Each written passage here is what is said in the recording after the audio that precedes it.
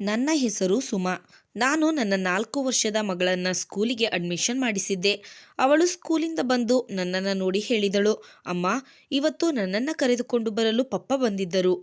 ನಾನು ಇಂದು ವ್ಯಾನಿನಲ್ಲಿ ಬರಲಿಲ್ಲ. ಪಪ್ಪ ನನ್ನನ್ನು ಮನೆಗೆ ಬಿಟ್ಟು ಹೋದರು. ಅವಳ ಮಾತನ್ನು ಕೇಳಿ ನಾನು ಆಶ್ಚರ್ಯಚಕಿತಳಾದೆ. ನನ್ನ ಆತ್ಮ ನಡುಗಿ ಹೋಯಿತು. ನನ್ನ ಮಗಳು ಇದೇನು ಮಾತನಾಡುತ್ತಿದ್ದಾಳೆ? ಏಕೆಂದರೆ ನನ್ನ ಪತಿ ಮರಣ ಹೊಂದಿ 2 ವರ್ಷ ಕಳೆದಿತ್ತು. ಅವರು ಕಿಡ್ನಿ ವೈಫಲ್ಯದಿಂದ 2 ವರ್ಷದ ಹಿಂದೆ ತೀರಿ ಹೋಗಿದ್ದರು. ನಾನು ಸತ್ಯವನ್ನ ತಿಳಿದುಕೊಳ್ಳಲು ಶಾಲೆಯ ಗೇಟ್ ಹತ್ತಿರ ಇರುವ CCTV ಕ್ಯಾಮರಾವನ್ನು ನೋಡಿದೆ. ಅದನ್ನು ನೋಡಿ ನಾನು ಬಿಟ್ಟ ಕಣ್ಣು ಬಿಟ್ಟ ಹಾಗೆ ನೋಡುತ್ತಾ ನಿಂತುಬಿಟ್ಟೆ. ನನಗೆ ಈಗಲೂ ನನ್ನ ಬಾಲ್ಯದ ದಿನಗಳು ನೆನಪಿನಲ್ಲಿವೆ. ನನ್ನ ಬಾಲ್ಯದ ದಿನಗಳು ನನ್ನ ಹೃದಯದಲ್ಲಿ ಬಿರುಕು ಮೂಡಿಸಿವೆ. ನಮ್ಮ ಕಳೆದು ಹೋದ ಕೆಟ್ಟ ದಿನಗಳನ್ನು ಯಾರಾದರೂ ಮರೆಯಲು ಸಾಧ್ಯವೇ? ನನಗೆ ಈಗಲೂ ಚೆನ್ನಾಗಿ ನೆನಪಿದೆ. ಆ ಸಮಯದಲ್ಲಿ ನನ್ನ ಜೀವನದಲ್ಲಿ ನೋವು, ಕಷ್ಟ ಬಿಟ್ಟರೆ ಬೇರೆ ಏನೂ ಇರಲಿಲ್ಲ. ನಾನು 15 ವರ್ಷದವಳಿರುವಾಗ ನನ್ನ ಅಮ್ಮ ಇಹಲೋಕ ತ್ಯಜಿಸಿದರು. ನಮ್ಮ ಕುಟುಂಬದಲ್ಲಿ ನಾವು 3 ನನ್ನ ಅಪ್ಪ, ಅಮ್ಮ, ನಾನು. ಅವರ ಮುದ್ದಿನ ಮಗಳಾಗಿದ್ದೆ. ಅವರು ನನ್ನನ್ನು ತುಂಬ ಚೆನ್ನಾಗಿ ನೋಡಿಕೊಳ್ಳುತ್ತಿದ್ದರು. ಇದ್ದಕ್ಕಿದ್ದಂತೆ ಅಮ್ಮನ ಆರೋಗ್ಯ ಹದಗೆಟ್ಟು ಅವರು ನಮ್ಮನ್ನು ಬಿಟ್ಟು ಹೋದರು. ನಿಜ ಹೇಳಬೇಕೆಂದರೆ ಅವರು ನನ್ನನ್ನು ಒಂಟಿಯಾಗಿ ಬಿಟ್ಟು ಹೋದರು. ಏಕೆಂದರೆ ಅಮ್ಮನ ನಿಧನದ ನಂತರ ನನ್ನ ಅಪ್ಪಾಜಿ ಇನ್ನೊಂದು ಮದುವೆ ಮಾಡಿಕೊಂಡರು. ಅವರಿಗೆ ಅವರ ಜೀವನ ಸಂಗಾತಿ ಸಿಕ್ಕಿದಳು. ಆದರೆ ನಾನು ಒಂಟಿಯಾಗಿದ್ದೆ. ನನಗೆ ಯಾರೂ ಇರಲಿಲ್ಲ. ಶುರುವಿನಲ್ಲಿ ಅಪ್ಪ ನನ್ನನ್ನು ಚೆನ್ನಾಗಿ ನೋಡಿಕೊಳ್ಳುತ್ತಿದ್ದರು. ಅವರು ಅಮ್ಮನ ಸಾವಿನ ಬಗ್ಗೆ ತುಂಬ ದುಃಖಪಟ್ಟಿದ್ದರು. ಪ್ರಾರಂಭದಲ್ಲಿ ಎಲ್ಲವೂ ಚೆನ್ನಾಗಿತ್ತು. ಅಪ್ಪ ನನ್ನನ್ನು ಚೆನ್ನಾಗಿ ನೋಡಿಕೊಳ್ಳುತ್ತಿದ್ದರು. ಅವರು ನನ್ನ ಎಲ್ಲ ಆಸೆಗಳನ್ನು ಪೂರೈಸುತ್ತಿದ್ದರು. ಆದರೆ ಆ ದಿನಗಳು ಹೆಚ್ಚು ಸಮಯ ಇರಲಿಲ್ಲ. ನಾನು ಕೆಲವೇ ತಿಂಗಳಲ್ಲಿ ಕೆಟ್ಟ ಮಹಿಳೆಯನ್ನು ಎದುರಿಸಬೇಕಾಯಿತು. ನನ್ನ ಅಪ್ಪಾಜಿ 2ನೇ ಮದುವೆ ಮಾಡಿಕೊಂಡಿದ್ದರು. ಆ ಕೆಟ್ಟ ಹೆಂಗಸು ನನ್ನ ಜೀವನದಲ್ಲಿ ಬಂದಳು. ಅವಳು ನನ್ನ ಹೊಸ ಅಮ್ಮ, ಅಪ್ಪನ 2ನೇ ಹೆಂಡತಿ. ನನಗೆ ಚೆನ್ನಾಗಿ ನೆನಪಿದೆ. ಅವರು ಮೊದಲ ಸಲ ನಮ್ಮ ಮನೆಗೆ ಬಂದಾಗ ಅವರ ಕಣ್ಣುಗಳಲ್ಲಿ ನನ್ನ ಬಗ್ಗೆ ಯಾವ ಪ್ರೀತಿಯೂ ಕಾಣಿಸಲಿಲ್ಲ. ಅಲ್ಲಿ ಆತ್ಮೀಯತೆಯೂ ಇರಲಿಲ್ಲ. ನಾನು ಅವರಿಗೆ ಹೊರೆಯೇ ಎನ್ನುವಂತೆ ನೋಡುತ್ತಿದ್ದರು. ದಿನ ಕಳೆದಂತೆ ಎಲ್ಲವೂ ಬದಲಾಯಿತು. ನನ್ನ ಅಪ್ಪಾಜಿ ದಿನದಿಂದ ದಿನಕ್ಕೆ ಬದಲಾಗುತ್ತಿದ್ದರು. ಅಪ್ಪಾಜಿ ಮೊದಲು ನನ್ನ ಬಗ್ಗೆ ಕಾಳಜಿ ತೆಗೆದುಕೊಳ್ಳುತ್ತಿದ್ದರು. ಅವರ 2ನೇ ಹೆಂಡತಿ ಬಂದ ನಂತರ ಅವರ ಗಮನವೆಲ್ಲ ಅವಳ ಕಡೆಗೆ ಹೋಯಿತು. ಅವರು ತಮ್ಮ ಮಗಳನ್ನು ಮರೆತು ಬಿಟ್ಟರು. ಅವರಿಗೆ ತಮ್ಮ 2ನೇ ಹೆಂಡತಿಯೇ ಸರ್ವಸ್ವವಾಗಿದ್ದಳು. ನಾನು ಮೌನವಾಗಿ ಎಲ್ಲವನ್ನ ನೋಡುತ್ತಿದ್ದೆ. ನನ್ನ ಅಪ್ಪಾಜಿ ಅವಳ ಜೊತೆ ಕುಳಿತು ನಗುತ್ತಾ ತಮಾಷೆ ಮಾಡುತ್ತಾ ಊಟ ಮಾಡುತ್ತಿದ್ದರು. ಅವರು ಯಾವಾಗಲೂ ಜೊತೆಯಾಗಿ ಇರುತ್ತಿದ್ದರು. ನಾನು ಒಬ್ಬಂಟಿಯಾಗಿ ಇರುತ್ತಿದ್ದೆ. ಅಮ್ಮ ನನ್ನನ್ನು ಯಾವತ್ತೂ ಒಂಟಿಯಾಗಿ ಬಿಟ್ಟಿರಲಿಲ್ಲ. ಅಮ್ಮನ ಮರಣದ ನಂತರ ಅಪ್ಪಾಜಿ ಆ ಸ್ಥಾನವನ್ನು ತುಂಬಿದ್ದರು. ಆದರೆ 2ನೇ ಹೆಂಡತಿ ಬಂದ ನಂತರ ಅವರು ನನ್ನನ್ನು ಒಂಟಿಯಾಗಿ ಬಿಟ್ಟು ಬಿಟ್ಟರು. ನನ್ನ ಎಲ್ಲ ಆಸೆ ಆಕಾಂಕ್ಷೆಗಳ ಬಗ್ಗೆ ಬೇಜವಾಬ್ದಾರಿ ತೋರಿಸಿದರು. ಅವರು ತಮ್ಮ 2ನೇ ಹೆಂಡತಿಯನ್ನು ಮಾತ್ರ ಪ್ರೀತಿಸುತ್ತಿದ್ದರು. ಅವಳಿಗೆ ಮಗು ಜನಿಸಿದ ನಂತರ ನಾನು ಆ ಮನೆಯ ಕೆಲಸದವಳಾದೆ. ಮನೆಯ ಎಲ್ಲ ಕೆಲಸ ನಾನೇ ಮಾಡಬೇಕಿತ್ತು. ಪಾತ್ರೆ ತೊಳೆಯುವುದು, ಕಸ ಗುಡಿಸುವುದು, ಅಡಿಗೆಯನ್ನು ಮಾಡುವುದು, ಕೆಲವೊಮ್ಮೆ ಮಗುವನ್ನು ನೋಡಿಕೊಳ್ಳಬೇಕಿತ್ತು. ರಾತ್ರಿ ಪೂರ್ತಿ ಎಚ್ಚರವಾಗಿದ್ದು ಮಗುವನ್ನು ನೋಡಿಕೊಂಡು ಅದರ ಎಲ್ಲ ಕೆಲಸವನ್ನು ನಾನೇ ಮಾಡಬೇಕಿತ್ತು. ನನ್ನ ಮಲತಾಯಿಯ ಮುಖದಲ್ಲಿ ಯಾವಾಗಲೂ ವಿಚಿತ್ರವಾದ ನಗು ಇರುತ್ತಿತ್ತು. ಅಪ್ಪಾಜಿ ಮನೆಯಲ್ಲಿ ಇಲ್ಲದಿರುವಾಗ ಅವರು ನನ್ನ ಜೀವನವನ್ನು ನರಕ ಮಾಡುತ್ತಿದ್ದರು. ಅವರ ಬಾಯಿಂದ ಬರುವ ಮಾತುಗಳು ನನ್ನ ಹೃದಯವನ್ನು ಚುಚ್ಚುತ್ತಿದ್ದವು. ಅವರು ಹೇಳುತ್ತಿದ್ದರು, ನೀನು ನತದೃಷ್ಟೆ ಹೆಣ್ಣು ಮಗಳು. ನಿನ್ನ ಅಮ್ಮನನ್ನು ನುಗ್ಗಿ ಹಾಕಿದೆ. ನಾನು ಕರುಣೆ ತೋರಿಸಿ ನಿನ್ನನ್ನು ಸಾಕುತ್ತಿದ್ದೇನೆ. ಇಲ್ಲದಿದ್ದರೆ ನೀನು ಬೀದಿ ಬೀದಿಯಲ್ಲಿ ಅಲಿಯಬೇಕಿತ್ತು. ನಾನು ಚಿಕ್ಕವಳಾಗಿದ್ದರಿಂದ ಅಸಹಾಯಕಳಾಗಿ ಅವರ ಎಲ್ಲ ಮಾತುಗಳನ್ನು ಕೇಳಿಸಿಕೊಂಡು ಸುಮ್ಮನಿರುತ್ತಿದ್ದೆ. ಒಂದು ದಿನ ನಾನು ಅವಳ ಬಗ್ಗೆ ದೂರು ಹೇಳಲು ಪ್ರಯತ್ನಿಸಿದೆ. ಅವಳು ಅಪ್ಪಾಜಿಯ ಎದುರು ಕುಳಿತು ಅಳುತ್ತಾ ಹೇಳಿದಳು, ನೋಡಿ, ನಿಮ್ಮ ಮಗಳು ನನ್ನ ಮೇಲೆ ಆರೋಪ ಹೊರಿಸುತ್ತಿದ್ದಾಳೆ. ಅಪ್ಪಾಜಿ ನನ್ನನ್ನು ಅವರ ಬಳಿ ಕರೆದು ಹೇಳಿದರು, ಮಗಳೇ, ಏಕೆ ಸುಳ್ಳು ಮಾತನಾಡುತ್ತಿರುವೆ? ಆಗ ನನ್ನ ಮಲತಾಯಿ ಹೇಳಿದರು, ಹೌದು, ಇವಳು ತುಂಬ ಸುಳ್ಳು ಮಾತನಾಡುತ್ತಿದ್ದಾಳೆ. ಇವಳನ್ನ ಹೀಗೆ ಬಿಟ್ಟರೆ ಇವಳು ನಮ್ಮ ಮರ್ಯಾದೆ ತೆಗೆಯುತ್ತಾಳೆ. ಇವಳನ್ನ ಹಿಡಿತದಲ್ಲಿಟ್ಟಿರಬೇಕು. ಅವರು ಅಳುತ್ತಿರುವ ನಾಟಕ ಮಾಡುತ್ತಿದ್ದರು. ಅಪ್ಪಾಜಿ ಕೋಪಗೊಂಡು ನನ್ನ ಕೆನ್ನೆಗೆ ಜೋರಾಗಿ ಹೊಡೆದರು ಮತ್ತು ಹೇಳಿದರು, ಇನ್ನು ಮುಂದೆ ನಿನ್ನ ಅಮ್ಮನ ಬಗ್ಗೆ ಯಾವುದೇ ದೂರು ಬರಬಾರದು. ಅವರು ನಿನ್ನನ್ನು ಸಾಕುತ್ತಿದ್ದಾರೆ. ಅವರು ನಿನಗಾಗಿ ಏನೆಲ್ಲ ಮಾಡುತ್ತಿದ್ದಾರೆ. ಆದರೂ ನೀನು ಅವರನ್ನು ದೂಷಿಸುತ್ತಿದ್ದೀಯಾ? ಆ ದಿನ ನನ್ನ ಹೃದಯ ಆಳವಾಗಿ ನೋವನ್ನು ಅನುಭವಿಸಿತು. ಈಗ ಶಾಲೆ ನನ್ನ ಏಕೈಕ ಬೆಂಬಲವಾಗಿತ್ತು. ಕೆಲವು ಗಂಟೆಗಳು ಶಾಲೆಯಲ್ಲಿ ನೆಮ್ಮದಿಯ ಉಸಿರು ಬಿಡುತ್ತಿದ್ದೆ. ಆದರೂ ನನ್ನ ಗೆಳತಿಯರೆಲ್ಲ ಅಪ್ಪ ಅಮ್ಮಂದಿರ ಜೊತೆ ಖುಷಿಯಾಗಿ ಇರುವುದನ್ನು ನೋಡಿ ನನ್ನ ಹೊಟ್ಟೆ ಉರಿಯುತ್ತಿತ್ತು. ನನ್ನ ಮನಸ್ಸಿಗೆ ಸಮಾಧಾನ ಮಾಡುತ್ತಿದ್ದೆ. ನಾನು ಒಂದಲ್ಲ ಒಂದು ದಿನ ಸಾಧಿಸಿ ತೋರಿಸುತ್ತೇನೆ. ಒಂದು ದಿನ ನನ್ನ ಜೀವನವು ಬದಲಾಗುತ್ತದೆ ಎಂದು. ಆದರೆ ಆ ದಿನಗಳು ಬರಲೇ ಇಲ್ಲ. ಈಗ ನನಗೆ 17 ವರ್ಷ. ಒಂದು ದಿನ ನಾನು ಶಾಲೆಯಿಂದ ಬರುವಾಗ ಕೆಲವು ಹುಡುಗರು ನನ್ನನ್ನು ಅಡ್ಡಗಟ್ಟಿದರು ಮತ್ತು ಕೆಟ್ಟದಾಗಿ ಮಾತನಾಡುತ್ತಾ ನನ್ನನ್ನು ಅಪಹಾಸ್ಯ ಮಾಡುತ್ತಿದ್ದರು. ನಾನು ಅವರಿಂದ ತಪ್ಪಿಸಿಕೊಂಡು ಮುಂದೆ ಬರಲು ಪ್ರಯತ್ನಿಸಿದೆ, ಆದರೆ ಅವರು ನನ್ನನ್ನು ತಡೆದರು. ನಾನು ಭಯದಿಂದ ನಡುಗುತ್ತಿದ್ದೆ. ಸುತ್ತಲೂ ನೋಡಿದೆ, ಬೇರೆ ಯಾರೂ ಕಾಣಿಸಲಿಲ್ಲ. ನಂತರ ಇದ್ದಕ್ಕಿದ್ದಂತೆ ಶಬ್ದ ಕೇಳಿಸಿತು. ಅವಳ ಮೇಲೆ ಕೈ ಹಾಕಬೇಡಿ, ಕೈ ಹಾಕಿದರೆ ನಿಮ್ಮ ಕೈ ಮುರಿಯುತ್ತೇನೆ. ಅವನು ವಿಜಯ್ ಹುಡುಗರನ್ನು ತಳ್ಳಿ ನನ್ನ ಎದುರಿಗೆ ಬಂದು ನಿಂತನು. ಆ ಹುಡುಗರು ಪುನಃ ಅವನನ್ನು ಹೊಡೆಯಲು ಬಂದರು. ಅವನು ನನ್ನನ್ನು ತನ್ನ ಬೆನ್ನ ಹಿಂದೆ ನಿಲ್ಲಿಸಿ ಹುಡುಗರನ್ನು ಚೆನ್ನಾಗಿ ಹೊಡೆದನು. ಆ ಹುಡುಗರು ಅಲ್ಲಿಂದ ಓಡಿ ಹೋದರು. ನನ್ನ ದೃಷ್ಟಿ ಅವನ ಮೇಲೆ ಬಿತ್ತು. ಅವನು ನನ್ನನ್ನು ಹಿಂತಿರುಗಿ ನೋಡಿದಾಗ ಅವನ ಕಣ್ಣುಗಳಲ್ಲಿರುವ ನೋಟ ನನ್ನ ಮನಸ್ಸಿಗೆ ನೆಮ್ಮದಿ ನೀಡಿತು. ನಾನು ತಲೆ ತಗ್ಗಿಸಿದೆ. ನನ್ನ ಹೃದಯ ಹೊಸ ಅನುಭವವನ್ನು ಪಡೆಯುತ್ತಿತ್ತು. ನಾನು ಮೊದಲ ಬಾರಿಗೆ ಈ ಹೊಸ ಅನುಭವವನ್ನು ಅನುಭವಿಸುತ್ತಿದ್ದೆ. ಇದರ ನಂತರ ಅವನು ಪ್ರತಿದಿನ ನಾನು ಶಾಲೆಗೆ ಹೋಗುವ ಸಮಯಕ್ಕೆ ಸರಿಯಾಗಿ ಬರುತ್ತಿದ್ದನು ಮತ್ತು ದೂರದಿಂದಲೇ ಹಲೋ ಎಂದು ಹೇಳುತ್ತಿದ್ದನು. ಒಂದು ದಿನ ಅವನು ನನಗೆ ಹೇಗಿದ್ದೀಯಾ ಎಂದು ಕೇಳಿದನು. ಬಹುಶಃ ಅವನಿಗೆ ನನ್ನ ಜೊತೆ ಮಾತನಾಡಲು ಒಂದು ಕಾರಣ ಬೇಕಿತ್ತು. ಹೀಗಾಗಿ ಅವನು ಮಾತು ಪ್ರಾರಂಭಿಸಿದನು. ನಾನು ಹಿಂಜರಿಕೆಯಿಂದ ಚೆನ್ನಾಗಿದ್ದೇನೆ ಎಂದು ಹೇಳಿ ಮುಗುಳು ನಕ್ಕೆ. ಅವನು ಮುಗುಳು ನಗುತ್ತಾ ಹೇಳಿದನು, ನೀನು ಯಾವಾಗಲೂ ನಗುತ್ತಿರು. ನೀನು ನಕ್ಕಾಗ ತುಂಬ ಚೆನ್ನಾಗಿ ಕಾಣುತ್ತೀಯ. ಆ ದಿನ ಪೂರ್ತಿ ನಾನು ಕನ್ನಡಿ ನೋಡಿಕೊಳ್ಳುತ್ತಾ ಕಳೆದು ಹೋದೆ. ನಿಜವಾಗಿಯೂ ನಾನು ನಕ್ಕಾಗ ಚೆನ್ನಾಗಿ ಕಾಣುತ್ತೀನಾ? ಇಲ್ಲ, ಅವನು ನನ್ನನ್ನು ತಮಾಷೆ ಮಾಡುತ್ತಿದ್ದಾನಾ? ನಾನು ಕನಸಿನಲ್ಲಿ ಕಳೆದು ಹೋಗಿದ್ದೆ. ಕೆಲವು ದಿನಗಳ ನಂತರ ನನ್ನ ಮಲತಾಯಿ ನನ್ನನ್ನು ಕನಸಿನಿಂದ ಎಚ್ಚರಗೊಳ್ಳುವಂತೆ ಮಾಡಿದಳು. ಇಂದಿನಿಂದ ನೀನು ಶಾಲೆಗೆ ಹೋಗುವುದನ್ನು ಬಿಟ್ಟುಬಿಡು. ಮನೆಯ ಎಲ್ಲ ಕೆಲಸ ಬೇಗ ಬೇಗನೆ ಮುಗಿಸು. ನೀನು ಓದುವ ಕನಸನ್ನು ಬಿಟ್ಟುಬಿಡು. ಬೇರೆಯವರ ಮನೆಗೆ ಹೋಗಿ ನೀನು ಮನೆ ಕೆಲಸವನ್ನೇ ಮಾಡಬೇಕು. ಓದಿ ಏನು ಪ್ರಯೋಜನ? ನಾನು ಏನನ್ನು ಹೇಳಲು ಪ್ರಯತ್ನಪಟ್ಟೆ, ಆದರೆ ಅವರು ನನ್ನ ಕೂದಲು ಹಿಡಿದು ಎಳೆದುಕೊಂಡು ಅಡಿಗೆ ಮನೆಯವರೆಗೆ ಹೋದರು ಮತ್ತು ಹೇಳಿದರು, ಇಂದು ಸಂಜೆ ಅಡಿಗೆ ನೀನೇ ಮಾಡಬೇಕು. ನನಗೆ ಅಡಿಗೆ ಮಾಡುವುದು ಅನಿವಾರ್ಯವಾಯಿತು. ನಾನು ಅಳುತ್ತಾ ಅಡಿಗೆ ಮಾಡಿದೆ. ಅಪ್ಪಾಜಿ ಸಂಜೆ ಮನೆಗೆ ಬಂದು ಕೇಳಿದರು, ಇಂದು ನೀನು ಶಾಲೆಗೆ ಹೋಗಲಿಲ್ಲ?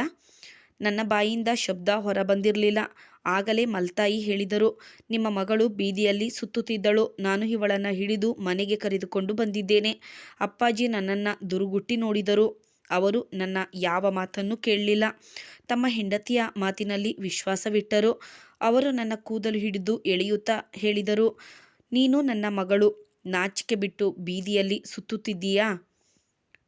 ಇನ್ನು ಮುಂದೆ ನಿನ್ನ ಬಗ್ಗೆ ಇಂತಹ ದೂರುಗಳು ಬಂದರೆ ನಾನು ಸುಮ್ಮನಿರುವುದಿಲ್ಲ. ಈ ಕೂದಲನ್ನು ಕತ್ತರಿಸಿ ಹಾಕುತ್ತೇನೆ. ಇನ್ನು ಮುಂದೆ ನೀನು ಶಾಲೆಗೆ ಹೋಗುವ ಅಗತ್ಯ ಇಲ್ಲ. ಓದುವ ಕನಸನ್ನು ಬಿಟ್ಟು ಬಿಡು. ಈಗ ಓದಿರುವುದೇ ಸಾಕು. ಮನೆಯಲ್ಲಿ ಇರುವ ಚಿಕ್ಕ ಪುಟ್ಟ ಕೆಲಸಗಳನ್ನು ಮಾಡಿಕೊಂಡಿರು. ನಾನು ಅಳುತ್ತಾ ಕುಳಿತಿದ್ದೆ. ನನ್ನೊಳಗಿರುವ ಎಲ್ಲ ಕನಸುಗಳು ನುಚ್ಚು ನೂರಾಗಿದ್ದವು. ಪ್ರೀತಿ ಪ್ರೇಮವೂ ಇರಲಿಲ್ಲ. ಶಿಕ್ಷಣದ ಬೆಳಕು ಇರಲಿಲ್ಲ. ಮನೆಯಲ್ಲಿ ನೆಮ್ಮದಿ ಕೂಡ ಇರಲಿಲ್ಲ. ನನ್ನ ಮನಸ್ಸು ದಿನದಿಂದ ದಿನಕ್ಕೆ ಭಾರವಾಗುತ್ತಾ ಹೋಯಿತು. ಒಂದು ದಿನ ನಾನು ತರಕಾರಿ ತರಲು ಹೋಗಿದ್ದೆ. ರಸ್ತೆಯಲ್ಲಿ ನನಗೆ ವಿಜಯ್ ಸಿಕ್ಕಿದನು. ಕೇಳಿದನು, ಸುಮಾ, ನೀನು ಎಲ್ಲಿಗೆ ಹೋಗಿದ್ದೆ? ಕೆಲವು ದಿನಗಳಿಂದ ನೀನು ಕಾಣಿಸುತ್ತಿಲ್ಲ. ಎಲ್ಲವೂ ಸರಿಯಾಗಿದೆಯಾ? ನಾನು ಮುಖ ತಿರುಗಿಸಿ ಹೇಳಿದೆ, ಹೌದು, ಎಲ್ಲವೂ ಸರಿಯಾಗಿದೆ. ಅವನು ನನ್ನ ಕಣ್ಣುಗಳಲ್ಲಿ ಕಣ್ಣೀರು ನೋಡಿ ಏನನ್ನೋ ಹೇಳಲು ಪ್ರಯತ್ನಿಸಿದನು. ಆದರೆ ನಾನು ಅಲ್ಲಿಂದ ಹಿಂತಿರುಗಿ ಬಂದೆ. ನಾನು ಹೇಗೋ ಬದುಕುತ್ತಿದ್ದೆ. ನನಗೆ ಸಮಯ ಕಳೆಯುವುದು ಕಷ್ಟವಾಗುತ್ತಿತ್ತು. ವಿಜಯ್ ನನಗೆ ಒಂದು ನಂಬಿಕೆಯಾಗಿದ್ದನು. ನಾನು ಮನಸ್ಸಿನಲ್ಲಿ ಅವನ ಬಗ್ಗೆ ಯೋಚಿಸುತ್ತಾ ನಗುತ್ತಿದ್ದೆ. ಅವನ ಬಗ್ಗೆ ಕನಸು ಕಾಣುತ್ತಿದ್ದೆ. ನಾನು ಶಾಲೆಗೆ ಹೋಗುವಾಗ ನಾವಿಬ್ಬರೂ ನಮ್ಮ ಬೀದಿಯ ಕೊನೆಯಲ್ಲಿ ಭೇಟಿಯಾಗುತ್ತಿದ್ದೆವು. ಆದರೆ ಈಗ ನಾನು ಶಾಲೆಗೆ ಹೋಗುವುದಿಲ್ಲ. ಅವನು ನನಗಾಗಿ ಕಾಯುತ್ತಿದ್ದನು. ಒಂದು ದಿನ ಧೈರ್ಯ ಮಾಡಿ ನಾನೇ ಅಲ್ಲಿಗೆ ಹೋದೆ. ಏಕೆಂದರೆ ನಾನು ನನ್ನ ಹೃದಯಕ್ಕೆ ನಂಬಿಕೆ ಭರವಸೆ ನೀಡಬೇಕಿತ್ತು. ಇನ್ನು ನನ್ನ ಜೀವನ ಮುಗಿದಿಲ್ಲ, ನನಗೆ ಇನ್ನೂ ಒಳ್ಳೆಯ ಜೀವನ ಇದೆ ಎಂದು. ಅವನು ನನ್ನನ್ನು ನೋಡಿ ಮುಗುಳು ನಕ್ಕನು ಮತ್ತು ಹೇಳಿದನು, ಸುಮಾ, ಈ ಸಮಾಜ ನಮ್ಮಂಥವರಿಗಲ್ಲ. ನಾವು ಇದನ್ನು ನಮ್ಮ ಅನುಕೂಲತೆಗೆ ತಕ್ಕಂತೆ ಬದಲಾಯಿಸಿಕೊಳ್ಬೇಕು. ನೀನು ನನ್ನ ಕೈ ಹಿಡಿದುಕೋ. ನಾನು ನಿಜವಾಗಿಯೂ ಅವನ ಕೈ ಹಿಡಿದುಕೊಳ್ಳುತ್ತಿದ್ದೆ. ಸಮಯ ಹೀಗೆ ಕಳೆಯುತ್ತಿತ್ತು. ನಮ್ಮ ಪ್ರೀತಿ ಶುರುವಾಗಿ 1 ವರ್ಷ ಕಳೆದಿತ್ತು. ವಿಜಯ್ ನನಗಿಂತಲೂ 3 ವರ್ಷ ದೊಡ್ಡವನು. ಈಗ ಅವನಿಗೆ 20 ವರ್ಷ. ನಮ್ಮ ಪ್ರೀತಿ ವಿಷಯ ನಮ್ಮ ಮಲತಾಯಿಗೆ ಗೊತ್ತಿರಲಿಲ್ಲ. ನಾನು ಯಾವುದಾದರೂ ಕೆಲಸಕ್ಕೆ ಮನೆಯಿಂದ ಹೊರಗೆ ಬರುತ್ತಿದ್ದೆ ಮತ್ತು ವಿಜಯ್ನನ್ನ ಭೇಟಿಯಾಗುತ್ತಿದ್ದೆ. ನಾವಿಬ್ಬರು ಕಷ್ಟ ಸುಖ ಹಂಚಿಕೊಳ್ಳುತ್ತಿದ್ದೆವು. ಒಂದು ದಿನ ಅವನು ನನ್ನ ಕೈ ಹಿಡಿದು ಹೇಳಿದನು, ನೀನು ನನಗೆ ಸಿಗದಿದ್ದರೆ ನಾನು ಬದುಕುವುದಿಲ್ಲ. ಆಗ ನಾನು ಹೇಳಿದೆ, ನೀನು ನನ್ನ ಕೈ ಬಿಟ್ಟರೆ ನಾನು ಒಂಟಿಯಾಗುತ್ತೇನೆ. ಅವನು ಗಂಭೀರವಾಗಿ ಹೇಳಿದನು, ನಾನು ಎಂದಿಗೂ ನಿನ್ನನ್ನು ಒಂಟಿಯಾಗಲು ಬಿಡುವುದಿಲ್ಲ. ಅವನು ನನ್ನನ್ನು ಪಾರ್ಕ್ಗೆ ಕರೆದುಕೊಂಡು ಹೋಗುತ್ತಿದ್ದನು. ನಾವಿಬ್ಬರು ಪಾರ್ಕ್ ಬೆಂಚ್ ಮೇಲೆ ಕುಳಿತುಕೊಳ್ಳುತ್ತಿದ್ದೆವು. ಅವನು ನನ್ನ ಕೈ ಬೆರಳು ಹಿಡಿದು ಕೇಳುತ್ತಿದ್ದನು, ಈ ನಿನ್ನ ಕೈಗಳು ನನ್ನ ಕೈಗಳನ್ನು ಯಾವಾಗ ಹಿಡಿದುಕೊಳ್ಳುತ್ತವೆ? ನಾನು ನಗುತ್ತಿದ್ದೆ. ನಾವಿಬ್ಬರು ನಮ್ಮ ಭವಿಷ್ಯದ ಬಗ್ಗೆ ಮಾತನಾಡುತ್ತಿದ್ದೆವು. ಮುಂದೊಂದು ದಿನ ನಾವು ನಮ್ಮದೇ ಆದ ಸಂಸಾರ ಶುರು ಮಾಡುತ್ತೇವೆ. ಅದರಲ್ಲಿ ನಮಗೆ 2 ಮಕ್ಕಳಿರುತ್ತಾರೆ. ನಾನು ನಗುತ್ತಿದ್ದೆ. ಅವನು ಹೇಳುತ್ತಿದ್ದನು, ನೀನು ಇದೇ ರೀತಿ ಆ ಮನೆಯಲ್ಲಿ ನಗುತ್ತಾ ಇರುತ್ತೀಯಾ ಮತ್ತು ನಾನು ನಿನ್ನನ್ನು ನೋಡುತ್ತಾ ಇರುತ್ತೇನೆ. ಆಗ ನಾನು ಹೇಳುತ್ತಿದ್ದೆ, ನಮ್ಮ ಮಕ್ಕಳನ್ನು ಓದಿಸುವ ಜವಾಬ್ದಾರಿ ನನ್ನದು. ಆಗ ಅವನು ಹೇಳಿದನು, ಹಾಗಿದ್ದರೆ ಅಡುಗೆ ನಾನು ಮಾಡುತ್ತೇನೆ. ಇದೆಲ್ಲವೂ ನಮ್ಮ ಕನಸಾಗಿತ್ತು. ಅಲ್ಲಿ ಸಮಾಜದ ಭಯ ಇರಲಿಲ್ಲ. ಒಂದು ದಿನ ನಾನು ಯಾವುದಕ್ಕೆ ಭಯಪಡುತ್ತಿದ್ದೆನೋ ಅದೇ ನಡೆಯಿತು. ನಾನು ಮತ್ತು ವಿಜಯ್ ಪಾರ್ಕ್ ಮೂಲೆಯ ಬೆಂಚಿನ ಮೇಲೆ ಕುಳಿತಿದ್ದೆವು. ನಾನು ಅವನ ಭುಜದ ಮೇಲೆ ತಲೆ ಹಾಕಿ ಕುಳಿತಿದ್ದೆ. ಅವನು ಸಿನಿಮಾದ ಹೀರೋ ಹಾಗೆ ನನಗೆ ಹೇಳುತ್ತಿದ್ದನು, ನಾನು ಒಂದು ಚಿಕ್ಕದಾದ ಬಿಸಿನೆಸ್ ಶುರು ಮಾಡುತ್ತೇನೆ. ಆಗ ನನ್ನ ಕೆನ್ನೆಯ ಮೇಲೆ ಜೋರಾಗಿ ಒಂದು ಏಟು ಬಿತ್ತು. ನಾನು ಭಯದಿಂದ ಮುಖ ಎತ್ತಿ ನೋಡಿದೆ. ಅದು ಅವರೇ ಆಗಿದ್ದರು, ನನ್ನ ಮಲತಾಯಿ. ಅವರ ಕಣ್ಣುಗಳು ಬೆಂಕಿ ಉಗುಳುತ್ತಿದ್ದವು. ಅವರು ನನ್ನ ತೋಳನ್ನು ಹಿಡಿದು ಎಳೆದು ನೂಕಿದರು. ನಾನು ನೆಲದ ಮೇಲೆ ಬಿದ್ದೆ. ಅವರು ಕಿರುಚಲು ಶುರು ಮಾಡಿದರು, ನಾನು ನಿನ್ನನ್ನು ಗೌರವದಿಂದ ಸಾಕಿ ಬೆಳೆಸಿದ್ದೇನೆ ಮತ್ತು ನೀನು ಬೀದಿಯಲ್ಲಿ ಹುಡುಗರೊಂದಿಗೆ ಸುತ್ತಾಡುತ್ತಿದ್ದೀಯಾ. ನಮ್ಮ ಗೌರವ ಮಣ್ಣು ಪಾಲು ಮಾಡಿದೆ. ವಿಜಯ್ ಏನನ್ನೋ ಹೇಳಲು ಮುಂದೆ ಬಂದನು. ನನ್ನ ಮಲತಾಯಿ ಅವನನ್ನು ತೀಕ್ಷ್ಣವಾಗಿ ನೋಡಿ ಹೇಳಿದರು, ನಿನ್ನಂಥ ಪುಂಡ ಹುಡುಗರು ಇಂತಹ ಹುಡುಗಿಯರನ್ನು ಯಾಮಾರಿಸುತ್ತೀರಿ. ಇವಳು ನಿನ್ನವಳಾದರೆ ಕರೆದುಕೊಂಡು ಹೋಗು. ಇವಳ ಶವವನ್ನು ನಮ್ಮ ಮನೆಯ ಬಾಗಿಲಿಗೆ ತರಬೇಡ. ಅವರ ಮಾತುಗಳು ನನ್ನ ಕಿವಿಯಲ್ಲಿ ಕಾದ ಸೀಸ ಸುರಿದಂತೆ ಆಗುತ್ತಿತ್ತು. ನಾನು ನಡುಗುವ ಹೆಜ್ಜೆಯಿಂದ ಅವರನ್ನು ಹಿಂಬಾಲಿಸಿದೆ. ಅವರು ನನ್ನನ್ನು ಎಳೆದುಕೊಂಡು ಹೋಗುತ್ತಿದ್ದರು. ದಾರಿಯಲ್ಲಿ ಸಿಕ್ಕಿದ ಜನರಿಗೆ ಹೇಳುತ್ತಿದ್ದರು, ನೋಡಿ, ಇವಳು ನಮ್ಮ ಗೌರವ ಹಾಳು ಮಾಡುತ್ತಿದ್ದಾಳೆ. ಇವಳು ನನ್ನ ಸ್ವಂತ ಮಗಳಲ್ಲದಿದ್ದರೂ ನಾನು ಇವಳನ್ನು ಮಗಳಂತೆ ಸಾಕಿ ಬೆಳೆಸಿದ್ದೇನೆ. ಆದರೆ ಇವಳು ನಮ್ಮ ಗೌರವವನ್ನು ಬೀದಿಯಲ್ಲಿ ಹರಾಜು ಹಾಕುತ್ತಿದ್ದಾಳೆ. ಮನೆ ತಲುಪಿದಾಗ ನನ್ನನ್ನು ಒಳಗೆ ನೂಕಿ ಬಾಗಿಲು ಹಾಕಿದರು. ನನ್ನ ಅಪ್ಪಾಜಿ ಸೋಫಾದ ಮೇಲೆ ಕುಳಿತಿದ್ದರು. ನೋಡಿ, ನಿಮ್ಮ ಮುದ್ದಿನ ಮಗಳು ಬೀದಿಯಲ್ಲಿ ಹುಡುಗರೊಂದಿಗೆ ಚಲಾಟ ಆಡುತ್ತಿದ್ದಾಳೆ. ಇವಳನ್ನ ಮನೆಯಲ್ಲಿ ಇಟ್ಟುಕೊಂಡಿರುವುದು ನಮ್ಮದೇ ತಪ್ಪು. ಇವಳನ್ನ ಮನೆಯಿಂದ ಹೊರ ಹಾಕಬೇಕಿತ್ತು. ಅಪ್ಪ ಯೋಚನೆ ಮಾಡದೆ ನನ್ನ ಕೆನ್ನೆಗೆ ಹೊಡೆದರು ಮತ್ತು ಹೇಳಿದರು, ನಡಿ ನನ್ನ ಮನೆಯಿಂದ ಹೊರಗೆ. ನೀನು ಹೀಗೆ ಮಾಡುತ್ತೀಯಾ ಎಂದು ನಾನು ಯೋಚನೆ ಕೂಡ ಮಾಡಿರಲಿಲ್ಲ. ನಾನು ತಲೆ ತಗ್ಗಿಸುವಂತೆ ಮಾಡಿದೆ. ಹೊರಗೆ ಹೋಗು ನನ್ನ ಮನೆಯಿಂದ. ನಾನು ನಿನ್ನ ನೆರಳನ್ನು ಕೂಡ ನೋಡಲು ಇಷ್ಟಪಡುವುದಿಲ್ಲ. ನಾನು ನೆಲದ ಮೇಲೆ ಕುಳಿತು ಅಳುತ್ತಿದ್ದೆ. ನನ್ನ ಮಲತಾಯಿ ನನ್ನ ಕಿವಿ ಹಿಡಿದು ಹೇಳಿದರು, ಹೇಳು, ಎಲ್ಲೆಲ್ಲಿ ಯಾರ್ಯಾರ ಜೊತೆ ಸುತ್ತಾಡುತ್ತಿದ್ದೆ? ನನಗೆ ಎಲ್ಲವೂ ಗೊತ್ತಾಗಬೇಕು. ನಾನು ಅಳುತ್ತಾ ಹೇಳಿದೆ, ನಾನು ಯಾವ ತಪ್ಪು ಮಾಡಿಲ್ಲ. ಅವನ ಜೊತೆ ಕುಳಿತು ಮಾತನಾಡುತ್ತಿದ್ದೆ. ಅವರು ವ್ಯಂಗ್ಯವಾಗಿ ನಗುತ್ತಾ ಹೇಳಿದರು, ಪಾರ್ಕಲ್ಲಿ ಹುಡುಗನ ಭುಜದ ಮೇಲೆ ತಲೆ ಹಾಕಿ ಕುಳಿತರೆ ಜನರು ಏನು ಹೇಳುತ್ತಾರೆ? ಅಮ್ಮ ಇಲ್ಲದ ಹುಡುಗಿ ಲಂಗು ಲಗಾಮಿಲ್ಲದೆ ಸುತ್ತಾಡುತ್ತಿದ್ದಾಳೆ ಎಂದು ಹೇಳುವುದಿಲ್ಲವೇ? ನಾನು ಅಳುತ್ತಿದ್ದೆ. ನಮ್ಮ ಮನೆಯ ಅಂಗಳದಲ್ಲಿ ವಿಜಯ್ ಮತ್ತು ಅವನ ತಾಯಿ ನಿಂತಿದ್ದರು. ಅವರನ್ನು ನೋಡಿ ನನ್ನ ಉಸಿರು ನಿಂತು ಹೋದಂತಾಯಿತು. ನಾನು ಟೆರೆಸ್ಗೆ ಓಡಿದೆ. ನನ್ನ ಮಲತಾಯಿ ಅವರಿಬ್ಬರನ್ನು ನೋಡಿ, ಇಂದು ಏಕೆ ನಮ್ಮ ಮನೆಯ ಬಾಗಿಲಿಗೆ ಬಂದಿರೋದು ಎಂದು ಕೇಳಿದರು. ಅದಕ್ಕೆ ವಿಜಯ್ ಅಮ್ಮ ಸೌಮ್ಯದಿಂದ ಹೇಳಿದರು, ಇವನು ನನ್ನ ಮಗ ವಿಜಯ್.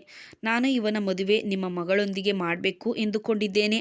ನಿಮಗೆ ಸರಿ ಅನಿಸಿದರೆ ಮುಂದುವರಿಯಬಹುದು. ನನಗೆ ಸಂತೋಷವಾಗಿತ್ತು. ವಿಜಯ್ ಧೈರ್ಯ ಮಾಡಿ ತಮ್ಮ ಅಮ್ಮನನ್ನು ಕರೆದುಕೊಂಡು ನಮ್ಮ ಮನೆಗೆ ಸಂಬಂಧ ಕೇಳಿಕೊಂಡು ಬಂದಿದ್ದಾನೆ. ವಿಜಯ್ ಅಮ್ಮನ ಮಾತು ಪೂರ್ತಿ ಆಗುವ ಮೊದಲೇ ನನ್ನ ಮಲತಾಯಿ ವ್ಯಂಗ್ಯವಾಗಿ ನಗುತ್ತಾ ಹೇಳಿದರು, ಓಹೋ, ಇದು ಚೆನ್ನಾಗಿದೆ. ನೀವು ದಾರಿ ತಪ್ಪಿದ ಹುಡುಗಿಯೊಂದಿಗೆ ಸಂಬಂಧ ಬೆಳೆಸಲು ಬಂದಿದ್ದೀರಿ. ನಾನು ಇವಳನ್ನು ಎಷ್ಟೋ ಸಲ ಪಾರ್ಕಿನಲ್ಲಿ ಹುಡುಗರೊಂದಿಗೆ ಚಕ್ಕಂದ ಆಡುತ್ತಿರುವಾಗ ರೆಡ್ ಹ್ಯಾಂಡ್ ಆಗಿ ಹಿಡಿದಿದ್ದೇನೆ. ಆಗ ವಿಜಯ್ ಅಮ್ಮ ಹೇಳಿದರು, ಅಕ್ಕ, ನೀವು ತಪ್ಪಾಗಿ ತಿಳಿದುಕೊಂಡಿದ್ದೀರಿ. ನನ್ನ ಮಗ ನನ್ನೊಂದಿಗೆ ಎಲ್ಲವನ್ನ ಹೇಳಿದ್ದಾನೆ. ಅವನ ನಿರ್ಧಾರ ಸ್ಪಷ್ಟವಾಗಿದೆ. ಅವನು ಸುಮಾಳೊಂದಿಗೆ ಗೌರವದಿಂದ ಜೀವನ ನಡೆಸಲು ಬಯಸುತ್ತಿದ್ದಾನೆ. ಆಗ ನನ್ನ ಮಲತಾಯಿ ಹೇಳಿದರು, ನೋಡಿ, ನಾವು ಗೌರವದಿಂದ ಬದುಕುತ್ತಿದ್ದೇವೆ. ನಿಮ್ಮ ಮಗ ನಮ್ಮ ಮನೆಯ ಬಾಗಿಲಿಗೆ ಪ್ರತಿದಿನ ಬರುತ್ತಿದ್ದಾನೆ. ವಿಜಯ್ ಕತ್ತೆತ್ತಿ ನೋಡಿ ಹೇಳಿದನು. ಆಂಟಿ, ನಾನು ಸುಮಾಳನ್ನ ಪ್ರೀತಿಸುತ್ತಿದ್ದೇನೆ. ನಾವಿಬ್ಬರು ಒಬ್ಬರಿಗೊಬ್ಬರು ಒಪ್ಪಿಕೊಂಡಿದ್ದೇವೆ. ನಿಮ್ಮ ಒಪ್ಪಿಗೆ ಬೇಕು. ನನ್ನ ಮಲತಾಯಿ ತಟ್ಟನೆ ಹೇಳಿದರು. ನೀನು ಅಸಂಬದ್ಧವಾಗಿ ಮಾತನಾಡಬೇಡ. ನಿನ್ನಂಥ ಹುಡುಗರು ಹುಡುಗಿಯರನ್ನ ಪ್ರೀತಿಸುವುದಿಲ್ಲ. ಅವರನ್ನ ದಾರಿ ತಪ್ಪಿಸುತ್ತೀರಿ. ಅವರ ಮುಗ್ಧತೆಯ ಲಾಭವನ್ನ ಪಡೆಯುತ್ತೀರಿ. ಸುಮಾ ಮುಗ್ಧಳು. ನೀನು ಅವಳನ್ನ ನಿನ್ನ ಬಲೆಯಲ್ಲಿ ಬೀಳಿಸಿಕೊಂಡಿದ್ದೀಯಾ? ಆಗ ವಿಜಯ್ನ ಅಮ್ಮ ಮೃದುವಾಗಿ ಹೇಳಿದರು. ಅಕ್ಕ, ನಮ್ಮ ಉದ್ದೇಶ ಕೆಟ್ಟದಾಗಿದ್ದರೆ ನಾವು ಸಂಬಂಧ ಕೇಳಿಕೊಂಡು ನಿಮ್ಮ ಮನೆಗೆ ಬರುತ್ತಿರಲಿಲ್ಲ. ಆಗ ನನ್ನ ಅಪ್ಪಾಜಿಯ ಮಾತು ಕೇಳಿಸಿತು. ತುಂಬ ಅತಿಯಾಯಿತು. ನಾನು ಎಲ್ಲವನ್ನ ಕೇಳಿಸಿಕೊಂಡಿದ್ದೇನೆ. ಹೊರಡಿ ನಮ್ಮ ಮನೆಯಿಂದ. ನಾನು ನನ್ನ ಮಗಳ ಮದುವೆಯನ್ನ ಬೇರೆ ಹುಡುಗನೊಂದಿಗೆ ಮಾಡುತ್ತೇನೆ. ನಾನು ಟೆರೇಸ್ ಮೇಲೆ ನಿಂತಿದ್ದೆ. ನನ್ನ ಕಾಲು ನಡುಗುತ್ತಿದ್ದವು. ಹೃದಯ ಜೋರಾಗಿ ಬಡಿದುಕೊಳ್ಳುತ್ತಿತ್ತು. ಆಗ ನನ್ನ ಮಲತಾಯಿ ಹೇಳಿದಳು, ಇನ್ನೊಮ್ಮೆ ನೀನು ನಮ್ಮ ಸುಮಾಳೊಂದಿಗೆ ಕಾಣಿಸಿಕೊಂಡರೆ ನಿನ್ನನ್ನು ಪೊಲೀಸರಿಗೆ ಒಪ್ಪಿಸುತ್ತೇವೆ. ವಿಜಯ್ ನನ್ನ ಕಡೆ ನೋಡಿದನು. ನನ್ನ ಕಣ್ಣುಗಳು ತುಂಬಿದವು. ಅವನು ತನ್ನನ್ನು ತಾನು ಹಿಡಿತದಲ್ಲಿ ಇಟ್ಟುಕೊಂಡು ತನ್ನ ಅಮ್ಮನ ಕೈ ಹಿಡಿದು ಬಾಗಿಲ ಕಡೆ ಹೊರಟನು. ನನಗೆ ಕೆಳಗೆ ಬರಲಾಗಲಿಲ್ಲ. ನನ್ನ ಕಾಲುಗಳು ನೆಲಕ್ಕೆ ಅಂಟಿಕೊಂಡಿದ್ದವು. ನನ್ನ ಅಪ್ಪಾಜಿ ಕೋಪ ಮುಗಿಲು ಮುಟ್ಟಿತು. ಅವರು ಕೋಪದಿಂದ ಹೇಳಿದರು, ಎಲ್ಲಿದ್ದೀಯಾ ಸುಮಾ?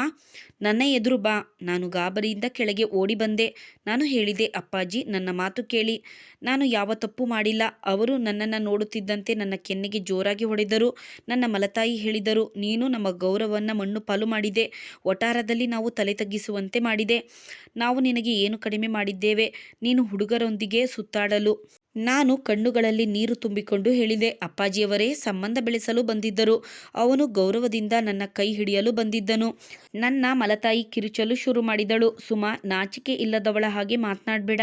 ಪಾರ್ಕಲ್ಲಿ ನೀವಿಬ್ಬರು ಕೈ ಕೈ ಹಿಡಿದು ಕುಳಿತಿರುವುದನ್ನು ನಾನೇ ನೋಡಿದ್ದೇನೆ. ಮತ್ತು ಈಗ ಗೌರವದಿಂದ ನನ್ನ ಕೈ ಹಿಡಿಯಲು ಬಂದಿದ್ದಾನೆ ಎಂದು ಹೇಳುತ್ತಿದ್ದೀಯಾ? ನೀವಿಬ್ಬರು ಪಾರ್ಕಲ್ಲಿ ಕುಳಿತಿರುವುದನ್ನು ನೋಡಿದರೆ ಹೇಳಲು ನನಗೆ ನಾಚಿಕೆಯಾಗುತ್ತದೆ. ಇವಳು ಅವನ ತೋಳುಗಳಲ್ಲಿ ಬಂದಿಯಾಗಿದ್ದಳು. ಇದನ್ನು ನೋಡುವ ಮೊದಲೇ ನಾನು ಏಕೆ ಸಾಯಲಿಲ್ಲ? ನನ್ನ ಅಪ್ಪಾಜಿ ಕೋಪದಿಂದ ಕುರ್ಚಿಯನ್ನು ಗುದ್ದಿದರು. ನಾನು ಏನನ್ನೋ ಹೇಳಲು ಹೊರಟಿದ್ದೆ. ಅವರು ನಾನು ಮಾತನಾಡುವ ಮೊದಲೇ ಹೇಳಿದರು, ನಿನ್ನ ಬಾಯಿಂದ ಇನ್ನು ಒಂದು ಶಬ್ದವನ್ನು ನಾನು ಕೇಳುವುದಿಲ್ಲ. ಇನ್ನು ಮುಂದೆ ಆ ಹುಡುಗ ನಮ್ಮ ಮನೆಯ ಅಕ್ಕಪಕ್ಕದಲ್ಲಿ ಕಾಣಿಸಿಕೊಂಡರೆ ನಾನು ನಿನ್ನನ್ನು ಸಾಯಿಸಿ ಬಿಡುತ್ತೇನೆ. ನನ್ನ ಕಿವಿಯಲ್ಲಿ ಒಂದೇ ಶಬ್ದ ಪ್ರತಿಧ್ವನಿಸುತ್ತಿತ್ತು, ನೀನು ನನ್ನ ಗೌರವವನ್ನು ಮಣ್ಣು ಪಾಲು ಮಾಡಿದೆ. ನಾನು ಮೌನವಾಗಿ ನಿಂತಿದ್ದೆ. ನಾನು ಎಲ್ಲವನ್ನ ಹೇಳಲು ಬಯಸುತ್ತಿದ್ದೆ, ಆದರೆ ಬಾಯಿ ಮುಚ್ಚಿಕೊಂಡಿತ್ತು. ಕಣ್ಣೀರು ಸುರಿಯುತ್ತಿತ್ತು. ನನ್ನ ಮಲತಾಯಿ ಮರುದಿನವೇ ಮದುವೆ ಬ್ರೋಕರ್ನನ್ನು ಕರೆದು ದೊಡ್ಡ ಸ್ವರದಲ್ಲಿ ಹೇಳಿದರು, ಹೇಗಾದರೂ ಇರಲಿ, ಇವತ್ತೇ ಇವಳ ಮದುವೆ ಫಿಕ್ಸ್ ಮಾಡಬೇಕು. ಕಪ್ಪಗಿರಲಿ, ಬೆಳ್ಳಗಿರಲಿ, ಕುಳ್ಳಗಿರಲಿ, ಮುದುಕನಾಗಿರಲಿ, ಹೇಗಿದ್ದರೂ ನಡೆಯುತ್ತದೆ. ಇನ್ನು ಹೆಚ್ಚು ದಿನ ನಾನು ಇವಳ ಕಾಟವನ್ನು ಸಹಿಸುವುದಿಲ್ಲ. ಇವಳು ನಾವು ತಲೆ ತಗ್ಗಿಸುವಂತೆ ಮಾಡಿದ್ದಾಳೆ. ಬ್ರೋಕರ್ ನನ್ನನ್ನು ನೋಡಿ, ಹುಡುಗಿ ನೋಡಲು ಮುಗ್ಧಳಾಗಿ ಚೆನ್ನಾಗಿರುವಂತೆ ಕಾಣಿಸುತ್ತಾಳೆ ಎಂದು ಹೇಳಿದರು. ಇದಕ್ಕೆ ನನ್ನ ಮಲತಾಯಿ, ಹುಡುಗರೊಂದಿಗೆ ಪಾರ್ಕ್ನಲ್ಲಿ ಸುತ್ತಾಡುವವಳು ನಿಮಗೆ ಮುಗ್ಧಳಾಗಿ ಕಾಣಿಸುತ್ತಾಳೆ, ಅರ್ಥವಾಯಿತೇ? ಇವಳ ನಾಲಿಗೆ ಶಾಂತವಾಗಿದೆ, ಆದರೆ ಕಣ್ಣು ಮತ್ತು ಕೆಲಸಗಳು ಮಾತನಾಡುತ್ತವೆ. ನಾನು ತಲೆ ತಗ್ಗಿಸಿ ಕುಳಿತಿದ್ದೆ. 2 ದಿನದ ನಂತರ ನಮ್ಮ ಮನೆಗೆ ಒಬ್ಬ ಗಂಡಸು ಮತ್ತು ಮಹಿಳೆ ಬಂದರು. ಅವರು ರಾಕೇಶ್ನ ಪಕ್ಕದ ಮನೆಯವರು. ಅವರು ರಾಕೇಶ್ ಬಗ್ಗೆ ಹೇಳಿದರು. ಅವನು ಅನಾಥ ಹುಡುಗ, ತುಂಬ ಒಳ್ಳೆಯವನು, ಜವಾಬ್ದಾರಿ ಇರುವವನು, ಕಷ್ಟಪಟ್ಟು ದುಡಿಯುತ್ತಾನೆ ಮತ್ತು ವಿದ್ಯಾವಂತ ಕೂಡ. ಅವನಿಗೆ ಯಾವುದೇ ಕೆಟ್ಟ ಚಟಗಳು ಇಲ್ಲ. ಬಡವನು, ತಂದೆ ತಾಯಿಗಳಿಲ್ಲ. ನೀವು ಇಷ್ಟಪಟ್ಟರೆ ಮುಂದುವರಿಯಬಹುದು. ನನ್ನ ಅಪ್ಪಾಜಿ ದೀರ್ಘವಾಗಿ ಉಸಿರು ತೆಗೆದುಕೊಳ್ಳುತ್ತಾ ನನ್ನ ಕಡೆ ನೋಡಿದರು. ನಂತರ ನನ್ನ ಮಲತಾಯಿಯ ಕಡೆ ನೋಡುತ್ತಾ ಹೇಳಿದರು, ಈ ಸಂಬಂಧದ ಬಗ್ಗೆ ನನಗೆ ಯಾವುದೇ ವಿರೋಧ ಇಲ್ಲ. ಈ ಸಂಬಂಧ ನನಗೆ ಒಪ್ಪಿಗೆ ಇದೆ. ಬೇಗನೆ ಮದುವೆ ಮಾಡಿ ಮುಗಿಸು. ನಾನು ಮಾತನಾಡಬೇಕೆಂದುಕೊಂಡೆ, ಆದರೆ ಮಾತು ಹೊರಬರಲಿಲ್ಲ. ನಾನು ಕೋಣೆಗೆ ಹೋಗಿ ಬಾಗಿಲು ಹಾಕಿಕೊಂಡೆ. ಒಂದು ಖಾಲಿ ಪೇಪರ್ ತೆಗೆದುಕೊಂಡು ಬರೆದೆ, ವಿಜಯ್, ನಾನು ಕೊನೆಯ ಪತ್ರ ಬರೆದು ಹೋಗುತ್ತಿದ್ದೇನೆ. ನನ್ನನ್ನು ಕ್ಷಮಿಸಿಬಿಡು. ನನ್ನ ಮೌನ ನಿನಗೆ ನೋವುಂಟು ಮಾಡಿದರೆ ನನ್ನನ್ನು ಕ್ಷಮಿಸು. ನಾನು ನಿನ್ನೊಂದಿಗೆ ನನ್ನ ಜೀವನವನ್ನು ಕಳೆಯಲು ಬಯಸಿದ್ದೆ. ಆದರೆ ಜೀವನ ಕನಸುಗಳೊಂದಿಗೆ ನಡೆಯುವುದಿಲ್ಲ, ಅದು ವಾಸ್ತವಗಳೊಂದಿಗೆ ನಡೆಯುತ್ತದೆ. ನಾನು ಈಗ ಬೇರೆಯವರಿಗೆ ಸೇರಲಿದ್ದೇನೆ. ನೀನು ತುಂಬ ಒಳ್ಳೆಯವನು, ಪರಿಶ್ರಮಿ. ಆದರೆ ನನ್ನ ಹಣೆಬರದಲ್ಲಿ ನೋವುಗಳೇ ಬರೆದಿದೆ. ನನ್ನ ಬಗ್ಗೆ ಪ್ರಾರ್ಥಿಸು. ಈಗ ನಾನು ಯಾರೊಂದಿಗೆ ಬದುಕಲು ಹೋಗುತ್ತಿದ್ದೇನೆ, ಅವರು ನನ್ನನ್ನು ಗೌರವದಿಂದ ನೋಡಿಕೊಳ್ಳಲಿ ಎಂದು ನಾನು ನಿನಗಾಗಿ ಸದಾಕಾಲ ಪ್ರಾರ್ಥಿಸುತ್ತೇನೆ. ನಿನ್ನ ಸುಮಾ. ನಾನು ಪತ್ರ ಫೋಲ್ಡ್ ಮಾಡಿ ನನ್ನ ಪಕ್ಕದ ಮನೆಯ ಹುಡುಗಿ ರಶ್ಮಿಯ ಜೊತೆ ಕೊಟ್ಟು ಕೇಳಿದೆ, ಹೇಗಾದರೂ ಮಾಡಿ ಇದನ್ನು ವಿಜಯ್ಗೆ ತಲುಪಿಸು ಎಂದು. ನಾನು ಮದುವೆಯ ರಾತ್ರಿ ಎಷ್ಟು ಅತ್ತಿದ್ದೇನೆಂದರೆ ಈಗ ನನ್ನ ಕಣ್ಣುಗಳಿಂದ ಕಣ್ಣೀರು ಬರುವುದು ನಿಂತು ಹೋಗಿತ್ತು. ಅವನು ಸಿಂಪಲ್ ಆಗಿರೋ ಬಟ್ಟೆ ಹಾಕಿಕೊಂಡು ಕೋಣೆಗೆ ಬಂದನು. ನಾನು ತಲೆ ತಗ್ಗಿಸಿ ಕುಳಿತಿದ್ದೆ. ಅವನು ಬಂದು ಕೋಣೆಯಲ್ಲಿ ಕುಳಿತನು ಮತ್ತು ಮಾತನಾಡಲು ಶುರು ಮಾಡಿದನು. ನನಗೆ ಗೊತ್ತು, ನೀನು ಬೇರೆಯವರನ್ನು ಪ್ರೀತಿಸುತ್ತಿದ್ದೆ ಎನ್ನುವುದು. ಈಗಲೂ ನಿನ್ನ ಮನಸ್ಸಿನಲ್ಲಿ ಅವನು ಇರಬಹುದು. ನಾನು ಬಲವಂತದಿಂದ ಯಾರ ಮನಸ್ಸನ್ನು ಆಕ್ರಮಿಸುವುದಿಲ್ಲ. ನಾನು ಸ್ವಲ್ಪ ಸಮಯ ಸುಮ್ಮನಿದ್ದು ನಂತರ ಹೇಳಿದೆ, ರಾಕೇಶ್, ನಾನು ನಿನ್ನನ್ನು ಒಪ್ಪಿಕೊಳ್ಳಲು ನನಗೆ ಸ್ವಲ್ಪ ಸಮಯ ಬೇಕು. ನನ್ನ ಮನಸ್ಸಿನ ಗಾಯವನ್ನು ಗುಣಪಡಿಸಲು ನನಗೆ ಸಮಯ ಬೇಕು. ನನಗೆ ನಿನ್ನ ಬಗ್ಗೆ ಯಾವುದೇ ದೂರು ಅಥವಾ ಅಸಮಾಧಾನಗಳಿಲ್ಲ ಎಂದು ನಾನು ಮೃದುವಾಗಿ ಹೇಳಿದೆ. ಅವನು ಹೇಳಿದನು, ನನಗೆ ಯಾವುದೇ ಅವಸರವಿಲ್ಲ. ನೀವು ನನ್ನ ಅದೃಷ್ಟದ ಜೊತೆಗೆ ತಾಳ್ಮೆಯಿಂದ ಇರುವುದು ನನಗೆ ಗೊತ್ತು. ನನಗೆ ಅವನ ಕಣ್ಣುಗಳಲ್ಲಿ ನನ್ನ ಬಗ್ಗೆ ಗೌರವ ಮತ್ತು ಪ್ರೀತಿ ಕಾಣಿಸಿತು. ಅವನಲ್ಲಿ ಕಾಮವಾಗಲಿ ಅಧಿಕಾರವಾಗಲಿ ಇರಲಿಲ್ಲ. ಅವನ ಮುಖದಲ್ಲಿ ಮೌನದಿಂದ ತುಂಬಿದ ನಂಬಿಕೆ ಇತ್ತು. ಸುಮನ್, ನಿನಗಾಗಿ ನಾನು ಎಷ್ಟು ದಿನ ಬೇಕಾದರೂ ಕಾಯುತ್ತೇನೆ. ನಿನ್ನ ಒಪ್ಪಿಗೆ ಇಲ್ಲದೆ ನಾನು ನನ್ನ ಹಕ್ಕನ್ನು ಪಡೆದುಕೊಳ್ಳುವುದಿಲ್ಲ. ನನಗೆ ಮೊದಲ ಬಾರಿಗೆ ಅನಿಸಿತು, ದೇವರು ಮಾಡುವ ಪ್ರತಿಯೊಂದು ಕೆಲಸದಲ್ಲಿ ನಮ್ಮ ಒಳ್ಳೆಯದೇ ಅಡಗಿರುತ್ತದೆ ಎಂದು. ಪ್ರಾರಂಭದ ದಿನಗಳಲ್ಲಿ ನಾನು ಮೌನವಾಗಿ ಇರುತ್ತಿದ್ದೆ. ಅವನ ಮಿತಿಯಲ್ಲಿ ಅವನು ಇರುತ್ತಿದ್ದನು, ನನ್ನ ಮಿತಿಯಲ್ಲಿ ನಾನು ಇರುತ್ತಿದ್ದೆ. ಆದರೆ ಪ್ರತಿದಿನ ಹೊಸ ಅನುಭವವನ್ನು ನೀಡುತ್ತಿತ್ತು. ಅವನ ಮೃದುತ್ವ, ಅವನ ಮಾತುಗಳಲ್ಲಿರುವ ಸಾಂತ್ವನ, ಯಾವುದೇ ಪ್ರಶ್ನೆಗಳಿಲ್ಲದೆ ನನ್ನ ಮಾತನ್ನು ಕೇಳುವುದು ದಿನದಿನವೂ ನನ್ನ ಮನಸ್ಸಿನ ಆಳಕ್ಕೆ ಇಳಿಯುತ್ತಿತ್ತು. ಒಂದು ದಿನ ನಾನು ಊಟವಾದ ನಂತರ ರಾಕೇಶನಿಗೆ ಹಾಲಿನ ಗ್ಲಾಸ್ ಕೊಡುತ್ತಾ ಹೇಳಿದೆ, ರಾಕೇಶ್, ನಿಮಗೆ ಎಂದಾದರೂ ಒಂಟಿತನದ ಅನುಭವ ಆಗಿದೆಯಾ? ಅವನು ಮುಗುಳು ನಗುತ್ತಾ ನನ್ನ ಕಡೆ ನೋಡಿ ಹೇಳಿದನು, ನೀನು ಅಕ್ಕಪಕ್ಕದಲ್ಲಿ ಇಲ್ಲದಿದ್ದರೆ ಒಂಟಿತನದ ಅನುಭವವಾಗುತ್ತದೆ. ಆದರೆ ನನ್ನ ಹೃದಯದಲ್ಲಿ ಮೌನ ಆವರಿಸಿದೆ. ನಾನು ಹೆಚ್ಚು ಮೌನದಲ್ಲಿ ಬೆಳೆದವನು. ನಾನು ಆಶ್ಚರ್ಯದಿಂದ ಅದು ಹೇಗೆ ಎಂದು ಕೇಳಿದೆ. ಅದಕ್ಕೆ ಅವನು, ನಾನು ಅನಾಥ. ನನಗೆ ಅಪ್ಪ ಅಮ್ಮನ ಮುಖ ಪರಿಚಯವಿಲ್ಲ. ನಾನು 5 ವರ್ಷದವನಿದ್ದಾಗ ನನ್ನನ್ನು ಅನಾಥಾಶ್ರಮದ ಬಾಗಿಲಲ್ಲಿ ಬಿಟ್ಟು ಹೋದರು. ರಾಕೇಶ್ ಎನ್ನುವ ಹೆಸರು ನನಗೆ ಅನಾಥಾಶ್ರಮದಲ್ಲೇ ಇಟ್ಟಿರುವುದು. ನಾನು ಆಶ್ಚರ್ಯದ ದೃಷ್ಟಿಯಿಂದ ಅವನನ್ನು ನೋಡಿದೆ. ನನ್ನ ಹೃದಯ ಮರುಗಿತು. ನಾನು ಕೇಳಿದೆ, ನೀವು ನಿಮ್ಮ ಅಪ್ಪ ಅಮ್ಮನನ್ನು ಹುಡುಕೋ ಪ್ರಯತ್ನ ಮಾಡಲಿಲ್ಲವೇ? ಅವನು ದೀರ್ಘ ಮೌನದ ನಂತರ ಹೇಳಿದನು, ನಾನು ಆಗ ತುಂಬ ಚಿಕ್ಕವನಾಗಿದ್ದೆ. ನನಗೆ ಬುದ್ಧಿ ಬಂದಾಗ ಎಷ್ಟೋ ವರ್ಷಗಳು ಕಳೆದು ಹೋಗಿದ್ದವು. ವಾಸ್ತವದಲ್ಲಿ ನನಗೆ ನನ್ನವರು ಎಂದು ಕರೆಸಿಕೊಳ್ಳುವ ಯಾರೂ ಇರಲಿಲ್ಲ. ನನ್ನ ಕೈಯಲ್ಲಿದ್ದ ಹಾಲಿನ ಗ್ಲಾಸ್ ನಡುಗುತ್ತಿತ್ತು. ನಾನು ತಲೆ ತಗ್ಗಿಸಿ ಹೇಳಿದೆ, ನನಗೆ ನಿನ್ನ ಬಗ್ಗೆ ಹೆಚ್ಚಿಗೆ ಏನೂ ಗೊತ್ತಿಲ್ಲ. ಆದರೆ ಇಂದು ನೀನು ನನ್ನ ದೃಷ್ಟಿಯಲ್ಲಿ ತುಂಬ ದೊಡ್ಡ ಸ್ಥಾನ ಪಡೆದಿರುವೆ. ಅವನು ನನ್ನ ಕಡೆ ನೋಡುತ್ತಾ ಮೃದುವಾದ ಧ್ವನಿಯಲ್ಲಿ ಹೇಳಿದನು, ನಾನು ದೊಡ್ಡ ಮನುಷ್ಯನಲ್ಲ ಸುಮಾ. ನಾನು ಎಷ್ಟು ದುಃಖವನ್ನು ಸಹಿಸಿಕೊಳ್ಳುತ್ತಾ ಬಂದಿದ್ದೇನೋ ಅಷ್ಟು ಮೌನವಾಗುತ್ತಾ ಬಂದೆ. ಅನಾಥಾಶ್ರಮದ ಮೇಲ್ಛಾವಣಿ ನೀಲಿ ಬಣ್ಣದಾಗಿತ್ತು, ಆದರೆ ಆಕಾಶದಂತೆ ಅಪರಿಮಿತವಾಗಿರಲಿಲ್ಲ. ಅದಕ್ಕೊಂದು ಗಡಿಯಿತ್ತು. ಅಲ್ಲಿ ಸ್ನೇಹಿತರಿದ್ದರು, ಆದರೆ ಪ್ರತಿಯೊಂದು ಮುಖವೂ ಸಾಮಾನ್ಯವಾಗಿತ್ತು. ಪ್ರತಿಯೊಂದು ನಗುವೂ ಸಾಮಾನ್ಯವಾಗಿತ್ತು. ಪ್ರತಿಯೊಬ್ಬರ ಹೃದಯವೂ ಒಂದು ಆಸೆಯನ್ನು ಹೊಂದಿತ್ತು. ನಾನು ಯಾರಿಂದಲೂ ಏನನ್ನು ನಿರೀಕ್ಷಿಸಲಿಲ್ಲ. ಮೊದಲ ಬಾರಿಗೆ ಅವನ ಕಣ್ಣುಗಳಲ್ಲಿ ಕಣ್ಣೀರನ್ನು ನೋಡಿದೆ. ಅವರ ಕಣ್ಣುಗಳಲ್ಲಿ ಕಣ್ಣೀರು ಹಾಗೇ ಇತ್ತು, ಆದರೆ ಮೌನ ಬಿರುಗಾಳಿಯಂತೆ ಬೀಸಲು ಶುರುವಾಯಿತು. ನಾನು ಅವನ ಕೈಯಲ್ಲಿ ಕೈಯಿಟ್ಟು ಹೇಳಿದೆ, ನೀನು ಇನ್ನೂ ಅನಾಥನಲ್ಲ. ನಾನು ನಿನ್ನ ಜೊತೆ ಇರುತ್ತೇನೆ. ನಿನ್ನನ್ನು ಪ್ರೀತಿಸುತ್ತೇನೆ. ನೀನು ಯೋಚನೆ ಮಾಡಬೇಡ. ಅವನು ನನ್ನ ಕೈಯನ್ನು ಗಟ್ಟಿಯಾಗಿ ಹಿಡಿದುಕೊಂಡು ಹೇಳಿದನು, ಇದೇ ನಂಬಿಕೆ ನನಗೆ ಬಹುದೊಡ್ಡ ಆಸ್ತಿ ಸುಮಾ. ನನಗೆ ನಿನ್ನ ಮೇಲೆ ಯಾವುದೇ ದೂರುಗಳಿಲ್ಲ. ನನ್ನ ಹಿಂದಿನ ಹೊರೆಯನ್ನು ಹೊರಲು ನಿನಗೆ ಒತ್ತಾಯಿಸುವುದಿಲ್ಲ. ಆದರೆ ನೀನು ನನ್ನನ್ನು ಸುಧಾರಿಸಲು ಬಯಸಿದರೆ ನಾನು ಬದುಕಲು ಕಲಿಯುತ್ತೇನೆ. ನಾನು ತಲೆ ತಗ್ಗಿಸಿ ಹೇಳಿದೆ, ಪ್ರೀತಿ ಸಮಯದಿಂದ ಬರುವುದಿಲ್ಲ, ಅದು ಭಾವನೆಗಳಿಂದ ಬರುತ್ತದೆ. ನೀವು ನನ್ನನ್ನು ಗೌರವಿಸಿದ್ದೀರಿ. ಮಾತುಗಳಿಲ್ಲದೆ ನೀವು ನನ್ನ ನೋವನ್ನು ಅರ್ಥ ಮಾಡಿಕೊಂಡಿದ್ದೀರಿ. ಹೀಗಾಗಿ ನನ್ನ ಹೃದಯ ನಿಮಗೆ ಬಾಗುವುದು. ನಾನು ನಿಮಗೆ ನಿಷ್ಠಾವಂತಳಾಗಿ ಇರಲು ಬಯಸುತ್ತೇನೆ. ಇನ್ನು ಮುಂದೆ ನಿಮ್ಮ ಜೀವನವನ್ನು ಪ್ರೀತಿಯಿಂದ ತುಂಬಲು ಬಯಸುತ್ತೇನೆ. ಸಂಬಂಧ ಇನ್ನು ಮುಂದೆ ಕೇವಲ ಸಂಬಂಧವಲ್ಲ, ಅದು ಪ್ರೀತಿ, ವಿಶ್ವಾಸದಿಂದ ತುಂಬಿರುತ್ತದೆ. 2 ಮುರಿದ ಹೃದಯಗಳನ್ನು ಒಂದುಗೂಡಿಸುವ ಹೊಸ ಪ್ರಯಾಣದ ಆರಂಭವಾಗಿರುತ್ತದೆ ಎಂದು ನನ್ನ ಹೃದಯ ಒಪ್ಪಿಕೊಂಡಿತು. ನಮ್ಮ ಪ್ರೀತಿ ಬೆಳೆದು ಯಾವಾಗ ದೊಡ್ಡದಾಯಿತು ಎಂದು ನನಗೆ ಗೊತ್ತೇ ಇರಲಿಲ್ಲ. ನಾವಿಬ್ಬರು ಮಾತುಗಳಿಲ್ಲದೆ ಭಾವನೆಗಳಿಂದಲೇ ಒಬ್ಬರಿಗೊಬ್ಬರು ಅರ್ಥ ಮಾಡಿಕೊಳ್ಳುತ್ತಿದ್ದೆವು. ಪ್ರತಿ ರಾತ್ರಿ ಒಂದು ಆತ್ಮವಿಶ್ವಾಸ ಇರುತ್ತಿತ್ತು. ಬೆಳಗ್ಗೆ ಕಣ್ಣುಗಳಲ್ಲಿ ಒಂದು ಹೊಳಪು ಕಾಣಿಸುತ್ತಿತ್ತು. 1 ತಿಂಗಳಲ್ಲಿ ನನ್ನ ಜೀವನದಲ್ಲಿ ಒಂದು ಅತ್ಯಂತ ಖುಷಿಯ ದಿನ ಬಂದಿತ್ತು. ನಾನು ಪ್ರೆಗ್ನೆಂಟ್ ಆಗಿದ್ದೆ. ನನ್ನ ಮನಸ್ಸು ಖುಷಿಯಿಂದ ತುಂಬಿ ಹೋಗಿತ್ತು. ಈ ವಿಷಯ ರಾಕೇಶ್ನಿಗೆ ಗೊತ್ತಾದಾಗ ಅವನು ತುಂಬ ಸಂತೋಷಪಟ್ಟು ಹೇಳಿದನು, ಇನ್ನು ಮುಂದೆ ನಾನು ನಿನ್ನೊಬ್ಬಳನ್ನೇ ಅಲ್ಲ, ನಿಮ್ಮಿಬ್ಬರನ್ನ ಪ್ರೀತಿಸುತ್ತೇನೆ. ಅವನು ಹೊರಗೆ ಕೆಲಸಕ್ಕೆ ಹೋದರೂ ಪದೇ ಪದೇ ನನಗೆ ಫೋನ್ ಮಾಡುತ್ತಿದ್ದನು. ನೀನು ಊಟ ಮಾಡಿದ್ದೀಯಾ? ನನ್ನ ಮಗು ಸರಿಯಾಗಿ ಉಸಿರಾಡುತ್ತಿದೆಯಾ ಎಂದು ಕೇಳಿದಾಗ ನಾನು ನಗುತ್ತಿದ್ದೆ. ಅವನು ನನ್ನ ಮಗು ನಗುವ ಅಮ್ಮನಿಗೆ ಜನಿಸಬೇಕು, ಅಳುವ ಅಮ್ಮನಿಗಲ್ಲ ಎಂದು ಹೇಳುತ್ತಿದ್ದ. ನಾನು ಕೇಳುತ್ತಿದ್ದೆ, ಮಗಳು ಜನಿಸುತ್ತಾಳಾ ಅಥವಾ ಮಗನ ಅಂತ. ಅವನು ಹೇಳುತ್ತಿದ್ದನು, ಯಾವುದಾದರೂ ಸರಿ, ಮತ್ತು ಹೇಳುತ್ತಿದ್ದನು, ಇದೆಲ್ಲ ನಿನಗೆ ಗೊತ್ತು, ಏಕೆಂದರೆ ನೀನು ಅದರ ಅಮ್ಮ. 9 ತಿಂಗಳು ತುಂಬಿ ನನ್ನನ್ನು ಆಸ್ಪತ್ರೆಗೆ ಕರೆದುಕೊಂಡು ಹೋದಾಗ ಅವನು ನನ್ನ ಪಕ್ಕದಲ್ಲಿ ಕುಳಿತು ನನ್ನ ಕೈ ಬೆರಳು ಹಿಡಿದುಕೊಂಡು ನನಗಾಗಿ ಪ್ರಾರ್ಥನೆ ಮಾಡುತ್ತಿದ್ದನು ಮತ್ತು ಹೇಳುತ್ತಿದ್ದನು, ಸುಮಾ, ನನಗೆ ಮೊದಲ ಬಾರಿಗೆ ಭಯವಾಗುತ್ತಿದೆ. ನಾನು ನಿಮ್ಮಿಬ್ಬರ ಸುರಕ್ಷತೆಗಾಗಿ ಪ್ರಾರ್ಥನೆ ಮಾಡುತ್ತೇನೆ. ಆ ಗಳಿಗೆ ಬಂದಿತು. ನನ್ನ ಮಗಳು ನನ್ನಿಂದ ಬೇರೆಯಾಗಿ ಉಸಿರಾಡುತ್ತಿದ್ದಳು. ಮಗಳನ್ನು ನೋಡಿ ರಾಕೇಶ್ನ ಕಣ್ಣುಗಳಲ್ಲಿ ಆನಂದ ಬಾಷ್ಪ ಬಂದಿತ್ತು. ಅವನು ನನ್ನ ಹಣೆಯನ್ನು ಚುಂಬಿಸಿ ಹೇಳಿದನು, ಸುಮಾ, ಈ ಸಮಯ ತುಂಬ ಅಮೂಲ್ಯವಾದದ್ದು. ನಾನು ಇದನ್ನು ಯಾವಾಗಲೂ ನೆನಪಿನಲ್ಲೇ ಇಟ್ಟುಕೊಳ್ಳುತ್ತೇನೆ. ಹೀಗೆ ನಮ್ಮಿಬ್ಬರ ಜೀವನ ತುಂಬ ಚೆನ್ನಾಗಿ ನಡೆಯುತ್ತಿತ್ತು. ಒಂದು ರಾತ್ರಿ ಅವನಿಗೆ ಹೊಟ್ಟೆ ನೋವು ಕಾಣಿಸಿಕೊಂಡಿತು. ಆಸ್ಪತ್ರೆಗೆ ಕರೆದುಕೊಂಡು ಹೋದೆ. ಅವನು ರಸ್ತೆಯಲ್ಲಿ ನನ್ನ ಕೈ ಹಿಡಿದು ಹೇಳಿದ, ನನ್ನ ಮಗಳನ್ನು ಚೆನ್ನಾಗಿ ನೋಡಿಕೋ ಸುಮಾ. ಅವಳನ್ನು ನಿನ್ನ ಹಾಗೆ ಧೈರ್ಯಶಾಲಿಯಾಗಿ ಮಾಡು. ನನಗಾಗಿ ಕಾಯಬೇಡ. ನಾನು ಕಿರುಚುತ್ತಾ ಅಳುತ್ತಾ ಇದ್ದೆ. ಅವನ ಕೈ ಸಡಿಲವಾಯಿತು. ನನ್ನ ಜೀವನದಲ್ಲಿ ಪುನಃ ಮೌನ ಆವರಿಸಿತು. ಕೆಲವು ದಿನ ಕಳೆದಿದ್ದವು. ನನ್ನ ಕಣ್ಣೀರು ಇನ್ನೂ ಬತ್ತಿರಲಿಲ್ಲ. ಒಂದು ದಿನ ಫೋನ್ ರಿಂಗ್ ಆಯಿತು. ನನ್ನ ಮಲತಾಯಿಯ ಧ್ವನಿ ಕೇಳಿಸಿತು.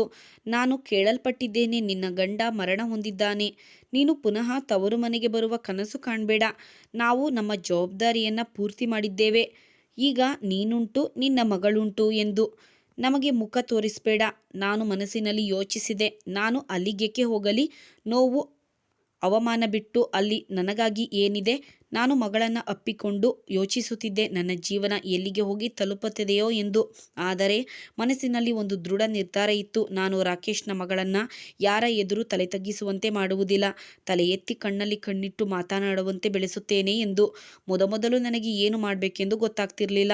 ಮಗುವನ್ನು ಮಡಿಲಲ್ಲಿ ಹಾಕಿಕೊಂಡು ರಾಕೇಶ್ ಹೇಳಿರುವ ಮಾತುಗಳನ್ನು ನೆನಪಿಸಿಕೊಳ್ಳುತ್ತಿದ್ದೆ. ನನ್ನ ಮಗಳನ್ನು ಚೆನ್ನಾಗಿ ನೋಡಿಕೋ, ಅವಳನ್ನು ಧೈರ್ಯಶಾಲಿಯನ್ನಾಗಿ ಮಾಡು ಎಂದು. ನನಗೆ ಊಟ ನಿದ್ದೆಯ ಚಿಂತೆ ಇರಲಿಲ್ಲ. ನನಗೆ ನಾನು ಹೇಳಿಕೊಳ್ಳುತ್ತಿದ್ದೆ, ನನ್ನ ಮಗಳು ದುರ್ಬಲಳಾಗಬಾರ್ದು, ಅವಳು ನನ್ನ ಅಸಹಾಯಕತೆಯನ್ನು ನೋಡಬಾರದು. ದಿನ ಕಳೆದಂತೆ ನಾನು ಧೈರ್ಯ ತಂದುಕೊಂಡೆ. ಮಗುವನ್ನು ಮಡಿಲಲ್ಲಿ ಹಾಕಿಕೊಂಡು ನೋವನ್ನು ಹೃದಯದಲ್ಲಿ ಬಚ್ಚಿಟ್ಟುಕೊಂಡು ಎಲ್ಲರ ಮನೆ ಬಾಗಿಲು ಬಡಿಯುತ್ತಿದ್ದೆ. ನಾನು ಹಳೆಯ ಹೊಲಿಗೆ ಮಿಷಿನ್ ತೆಗೆದುಕೊಂಡು ಬಟ್ಟೆ ಹೊಲಿಯಲು ಪ್ರಾರಂಭಿಸಿದೆ.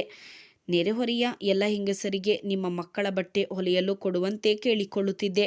ಕಡಿಮೆ ಹಣವನ್ನು ತೆಗೆದುಕೊಂಡು ಕೆಲಸ ಚೆನ್ನಾಗಿ ಮಾಡಿಕೊಡುತ್ತೇನೆ ಎಂದು ಹೇಳುತ್ತಿದ್ದೆ.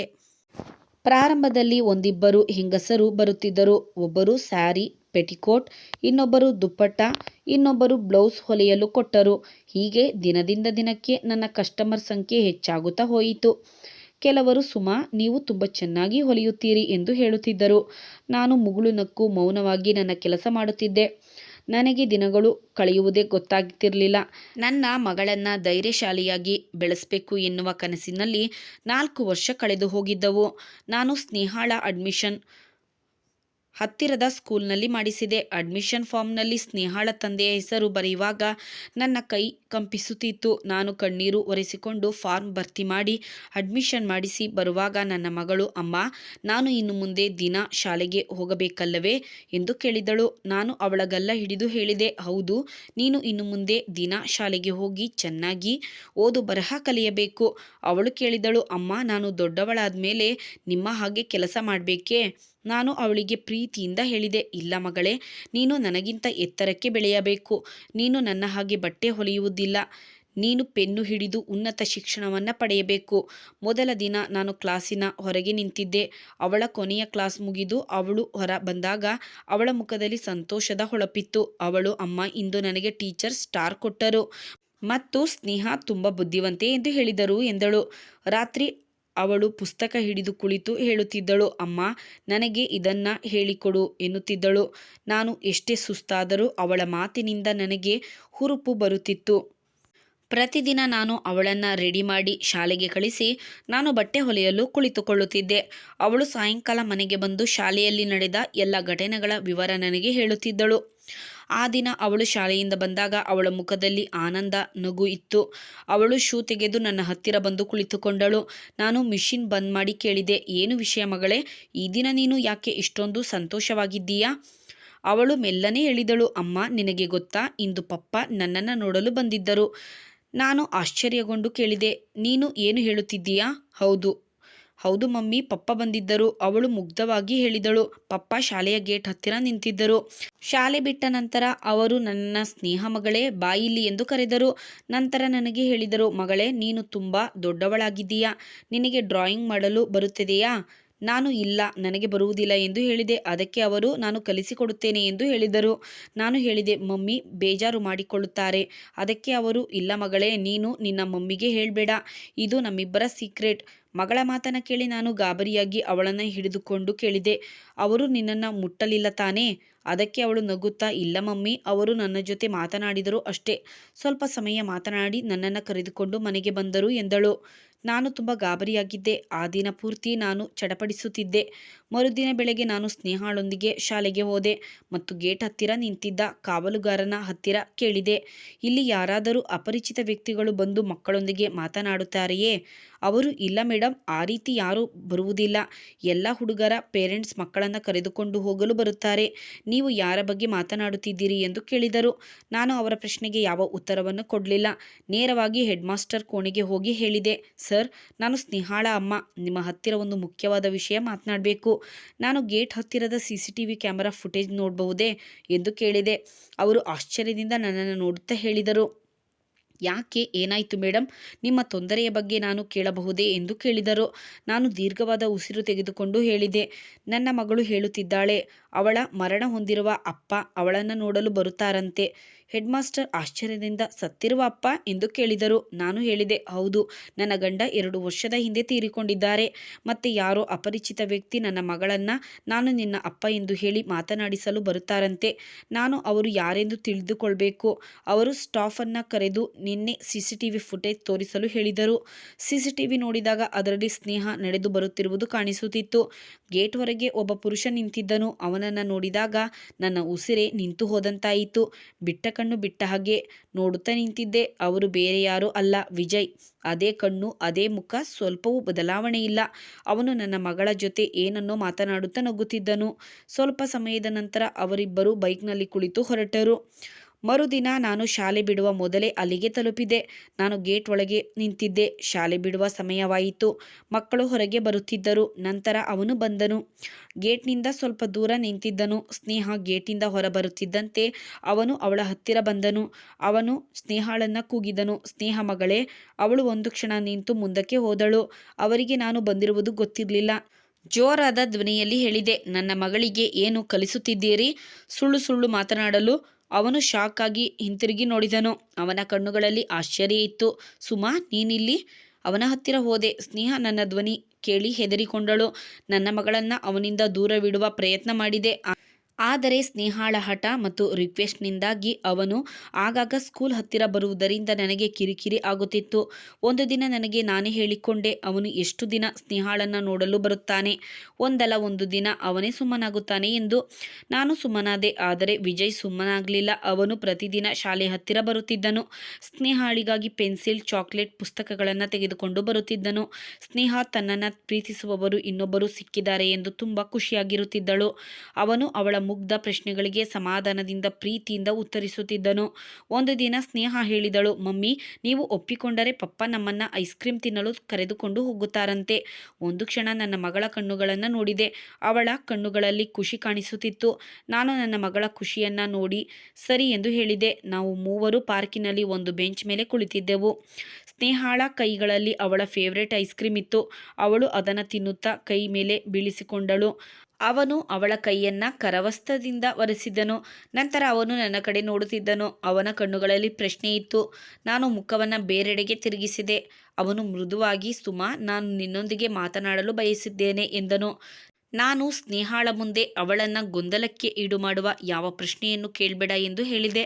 ಅವನು ತಲೆಯಾಡಿಸಿ, ನಾನು ನಿನ್ನ ಗಂಡನ ಅಂತ್ಯ ಸಂಸ್ಕಾರಕ್ಕೆ ಬಂದಿದ್ದೆ. ಹಿಂದೆ ನಿಂತಿದ್ದೆ. ನನಗೆ ಮುಂದೆ ಬರುವ ಧೈರ್ಯ ಇರಲಿಲ್ಲ.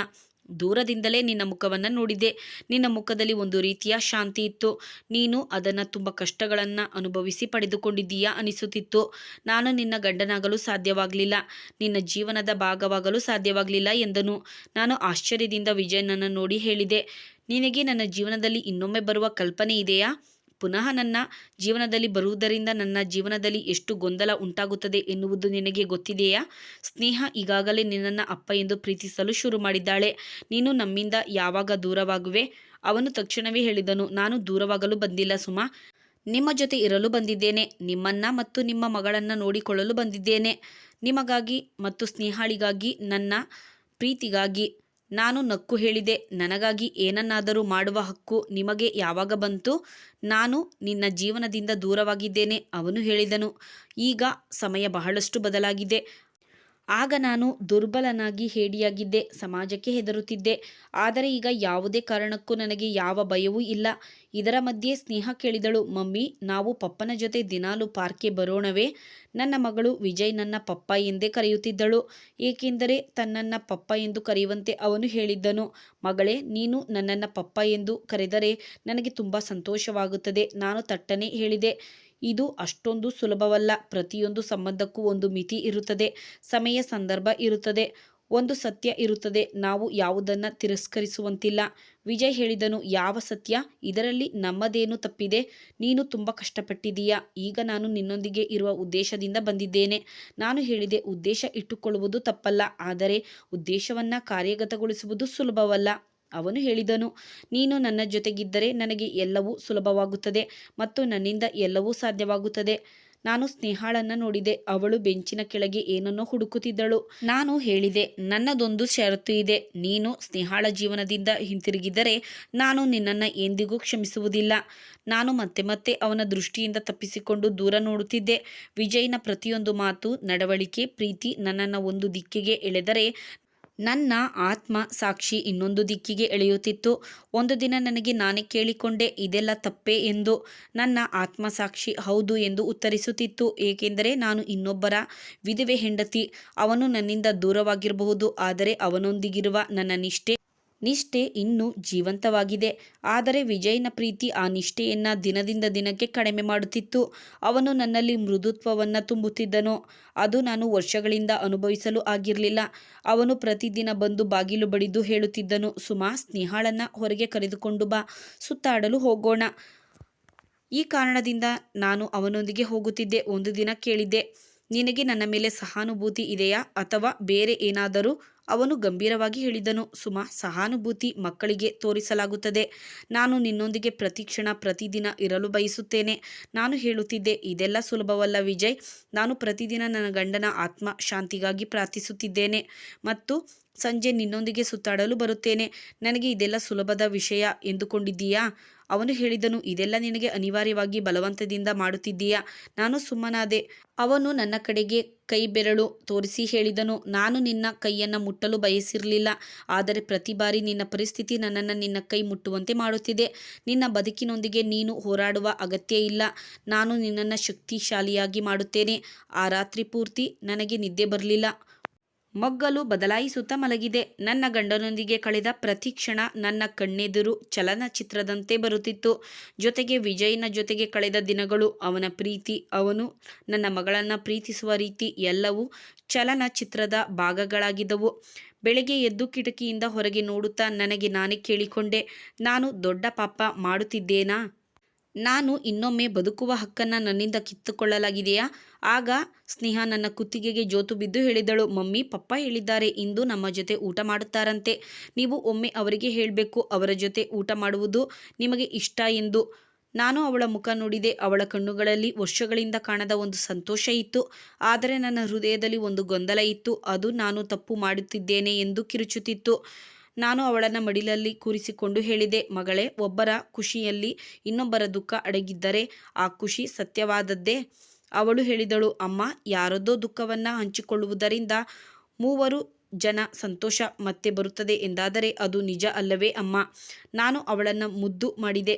ಅಷ್ಟರಲ್ಲಿ ವಿಜಯ್ ಬಂದನು. ನಾನು ನೋಡಿದೆ, ಅವನು ಏನನ್ನೋ ಮಾತನಾಡಬೇಕು ಎಂದುಕೊಂಡಿದ್ದನು. ನಾನು ಕೇಳಿದೆ, ಕೆಲವೊಮ್ಮೆ ಹೃದಯದ ಬಾಗಿಲಲ್ಲಿ ಕುಳಿತಿರುವ ಪ್ರಯಾಣಿಕನನ್ನು ನಾವು ಅತಿಥಿ ಎಂದು ಭಾವಿಸುತ್ತೇವೆ ಎಂಬ ಕಾರಣಕ್ಕೆ ಅವನು ತಿರುಗಿ ಹೋಗುತ್ತಾನೆ ಎಂದುಕೊಂಡಿದ್ದೇವೆ, ಆದರೆ ಅವನು ಅಲ್ಲೇ ಇರಲು ಬಂದಿದ್ದಾನೆ. ಅವನು ಹೇಳಿದನು, ಅದೇ ಅತಿಥಿ ಬಾಗಿಲು ಬಡಿಯದೆ ಹಾಗೆ ಕುಳಿತರೆ ಏನಾಗುತ್ತದೆ? ನಾನು ಹೇಳಿದೆ, ಬಹುಶಃ ಅವನ ಹೃದಯಕ್ಕೆ ಅವಮಾನವಾಗುತ್ತದೆ. ಅವನು ಮುಗುಳು ನಗುತ್ತಾ, ಸುಮಾ, ನಾನು ಒಳಗೆ ಬರಬಹುದೇ ಎಂದನು. ನಾನು ಒಂದು ಕ್ಷಣ ಯೋಚಿಸಿ ಹೇಳಿದೆ, ನೀವು ಈಗಾಗಲೇ ಒಳಗೆ ಬಂದಿರುವುದರಿಂದ ಈಗ ತುಂಬ ತಡವಾಗಿರಬಹುದು, ಆದರೆ ನನಗೆ ಸ್ವೀಕರಿಸಲು ಸಮಯವಾಗಬಹುದು. ಅವನು ಏನನ್ನೂ ಹೇಳಲಿಲ್ಲ. ಇನ್ನು ತಾನು ಇಲ್ಲಿಂದ ಎಲ್ಲಿಗೂ ಹೋಗುವುದಿಲ್ಲ ಎನ್ನುವಂತೆ ಅಲ್ಲೇ ಕುಳಿತುಕೊಂಡನು. ನಾನು ನನ್ನ ಗಂಡನಿಗೆ ಹೇಳಿದೆ, ನಾನು ನಿಮ್ಮ ಹಕ್ಕನ್ನು ಅರ್ಥ ಮಾಡಿಕೊಂಡಿದ್ದೇನೆ, ಏಕೆಂದರೆ ಈಗ ನಾನು ನನ್ನ ಹಕ್ಕನ್ನು ಪಡೆದುಕೊಳ್ಬೇಕು, ಬದುಕಲು, ನಗಲು ಮತ್ತು ವರ್ಷಗಳಿಂದ ನಿಗ್ರಹಿಸಲ್ಪಟ್ಟಿದ್ದೆಲ್ಲವನ್ನ ಅನುಭವಿಸಲು. ವಿಜಯ್ ತುಂಬ ಒಳ್ಳೆಯ ವ್ಯಕ್ತಿ. ಅವನು ತುಂಬ ಚೆನ್ನಾಗಿ ಸಂಪಾದನೆ ಕೂಡ ಮಾಡುತ್ತಿದ್ದ. ಅವನು ಇಂದು ಸ್ವಲ್ಪ ಭಿನ್ನವಾಗಿ ಕಾಣುತ್ತಿದ್ದನು. ಅವನು ಮಧ್ಯಾಹ್ನ ಮನೆಗೆ ಬಂದಾಗ ನಾನು ಕೇಳಿದೆ, ಇಷ್ಟು ಸಮಯ ಎಲ್ಲಿಗೆ ಹೋಗಿದ್ದೆ? ಅವನು ತಲೆ ತಗ್ಗಿಸಿ ಹೇಳಿದನು, ಪಂಡಿತರೊಂದಿಗೆ ಮಾತನಾಡಲು ಹೋಗಿದ್ದೆ. ನಾನು ಆಶ್ಚರ್ಯದಿಂದ ಕೇಳಿದೆ, ಯಾವ ವಿಷಯದ ಬಗ್ಗೆ? ಅವನು ಸ್ವಲ್ಪ ಸಮಯ ಸುಮ್ಮನಿದ್ದು ನಂತರ ಹೇಳಿದನು, ವಿಧವೆ ಹುಡುಗಿಯನ್ನ ಮದುವೆಯಾಗಬಹುದೇ ಎಂದು ಕೇಳಲು. ನನ್ನ ಕೈಕಾಲು ನಡುಗುತ್ತಿದ್ದವು. ನಾನು ಮುಖ ತಿರುಗಿಸಿ ಕೇಳಿದೆ, ಪಂಡಿತರು ಏನು ಹೇಳಿದರು? ಅವನು ಮೆಲ್ಲಗೆ ಹೇಳಿದನು, ಅವರು ಹೇಳಿದರು, ಇದು ತುಂಬ ಒಳ್ಳೆಯ ವಿಷಯ.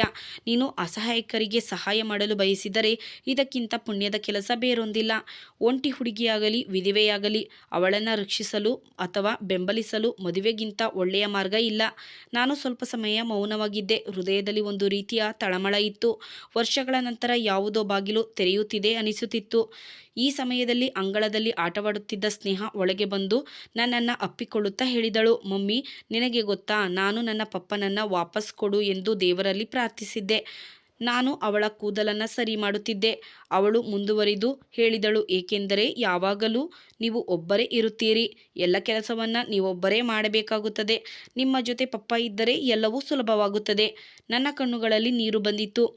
ವಿಜಯ್ ಬಾಗಿಲಲ್ಲಿ ನಿಂತು ಹೇಳಿದನು, ಸ್ನೇಹ, ನಿನ್ನ ಮಮ್ಮಿ ಒಪ್ಪಿಕೊಂಡರೆ ನಾನು ನಿಜವಾಗಲೂ ನಿನ್ನ ಪಪ್ಪ ಆಗಬಹುದೇ? ಸ್ನೇಹ ತಟ್ಟನೆ ಹೇಳಿದಳು, ನನ್ನ ಮಮ್ಮಿ ಒಪ್ಪಿಕೊಂಡರೆ ನೀವು ನಮ್ಮನ್ನು ಎಂದಿಗೂ ಬಿಟ್ಟು ಹೋಗಬಾರದೆಂದು ನಾನು ಪ್ರತಿದಿನ ದೇವರಿಗೆ ಪ್ರಾರ್ಥನೆ ಮಾಡುತ್ತೇನೆ. ವಿಜಯ್ ಸ್ನೇಹಾಳಿಗೆ ಪ್ರಾಮಿಸ್ ಮಾಡಿ ಮಾತು ಕೊಟ್ಟನು, ನಾನು ಎಂದಿಗೂ ನಿಮ್ಮನ್ನು ಬಿಟ್ಟು ಹೋಗುವುದಿಲ್ಲ, ಯಾವಾಗಲೂ ನಿಮ್ಮ ಜೊತೆ ಇರುತ್ತೇನೆ. ನಾನು ಮನಸ್ಸಿನಲ್ಲಿ ಅಂದುಕೊಂಡೆ, ದೇವರು ಹೃದಯದಲ್ಲಿರುವ ಪ್ರಾರ್ಥನೆಯನ್ನು ಕೇಳಿಸಿಕೊಳ್ಳುತ್ತಾನೆ ಎಂದು. ಮರುದಿನ ನಾನು ಮತ್ತು ವಿಜಯ್ ದೇವಸ್ಥಾನಕ್ಕೆ ಹೋಗಿ ಸರಳವಾಗಿ ಮದುವೆ ಮಾಡಿಕೊಂಡೆವು. ವಿಜಯ್ ಅಗ್ನಿಸಾಕ್ಷಿಯಾಗಿ ಹೇಳಿದನು, ನಾನು ನನ್ನ ಹೆಂಡತಿ ಮತ್ತು ಮಗಳನ್ನು ಜೀವನ ಪೂರ್ತಿ ರಕ್ಷಣೆ ಮಾಡುತ್ತೇನೆ. ಅವರಿಗೆ ಪ್ರೀತಿ ಗೌರವ ಕೊಡುತ್ತೇನೆ. ನಾನು ಹೇಳಿಕೊಂಡೆ, ನಾನು ಹೀಗೆ ಮಾಡುತ್ತೇನೆ. ಹೊಸ ಜೀವನ ಶುರುವಾಯಿತು. ನನ್ನ ಮಗಳು ಸಂತೋಷದಿಂದ ಚಪ್ಪಾಳೆ ತಟ್ಟಿದಳು. ನನ್ನ ಪಪ್ಪ ನಮ್ಮ ಜೀವನಕ್ಕೆ ಮರಳಿ ಬಂದರು. ಈಗ ನಾನು ದೇವರಲ್ಲಿ ಪ್ರತಿದಿನ ಪ್ರಾರ್ಥನೆ ಮಾಡಬೇಕಾಗುತ್ತದೆ, ಪಪ್ಪ ನಮ್ಮನ್ನು ಬಿಟ್ಟು ಹೋಗಬಾರದೆಂದು. ವಿಜಯ್ ಅವಳನ್ನು ಎತ್ತಿಕೊಂಡು ಹೇಳಿದನು, ನಿನ್ನ ಪ್ರಾರ್ಥನೆ ಯಾವಾಗಲೂ ಫಲಿಸಿದೆ ಮಗಳೇ. ಈಗ ನಾವು ಮೂವರು ಒಟ್ಟಿಗೆ ಇರುತ್ತೇವೆ. ಆ ಕ್ಷಣದಿಂದ ನನ್ನ ಅದೃಷ್ಟ ಪುನಃ ನನ್ನ ಕೈ ಹಿಡಿದಿದೆ ಅನಿಸಿತು. ಈ ಬಾರಿ ದೃಢವಾದ, ಸುರಕ್ಷಿತವಾದ ನಂಬಿಕೆಯಿಂದ ಹೆಜ್ಜೆ ಹಾಕಿದೆ. ನನ್ನ ಪಾಪ ಪ್ರಜ್ಞೆ ಹಾಗೆಯೇ ಉಳಿಯಿತು. ನಾನು ನನ್ನ ಗಂಡನಿಗೆ ಮೋಸ ಮಾಡುತ್ತಿದ್ದೇನೆ ಎಂದು ಅನಿಸುತ್ತಿತ್ತು, ಆದರೆ ನನ್ನ ಮಗಳ ಸಂತೋಷವೂ ಅದರಲ್ಲಿತ್ತು. ವಿಜಯ್ ನಮ್ಮಿಬ್ಬರನ್ನ ತನ್ನ ಮನೆಗೆ ಕರೆದುಕೊಂಡು ಹೋದನು. ನಾವು ಅಲ್ಲಿ ನೆಮ್ಮದಿಯಾಗಿ ಇದ್ದೆವು. ನನ್ನ ಮಗಳು ವಿಜಯ್ ಜೊತೆಯಲ್ಲಿ ಸಂತೋಷವಾಗಿದ್ದಳು.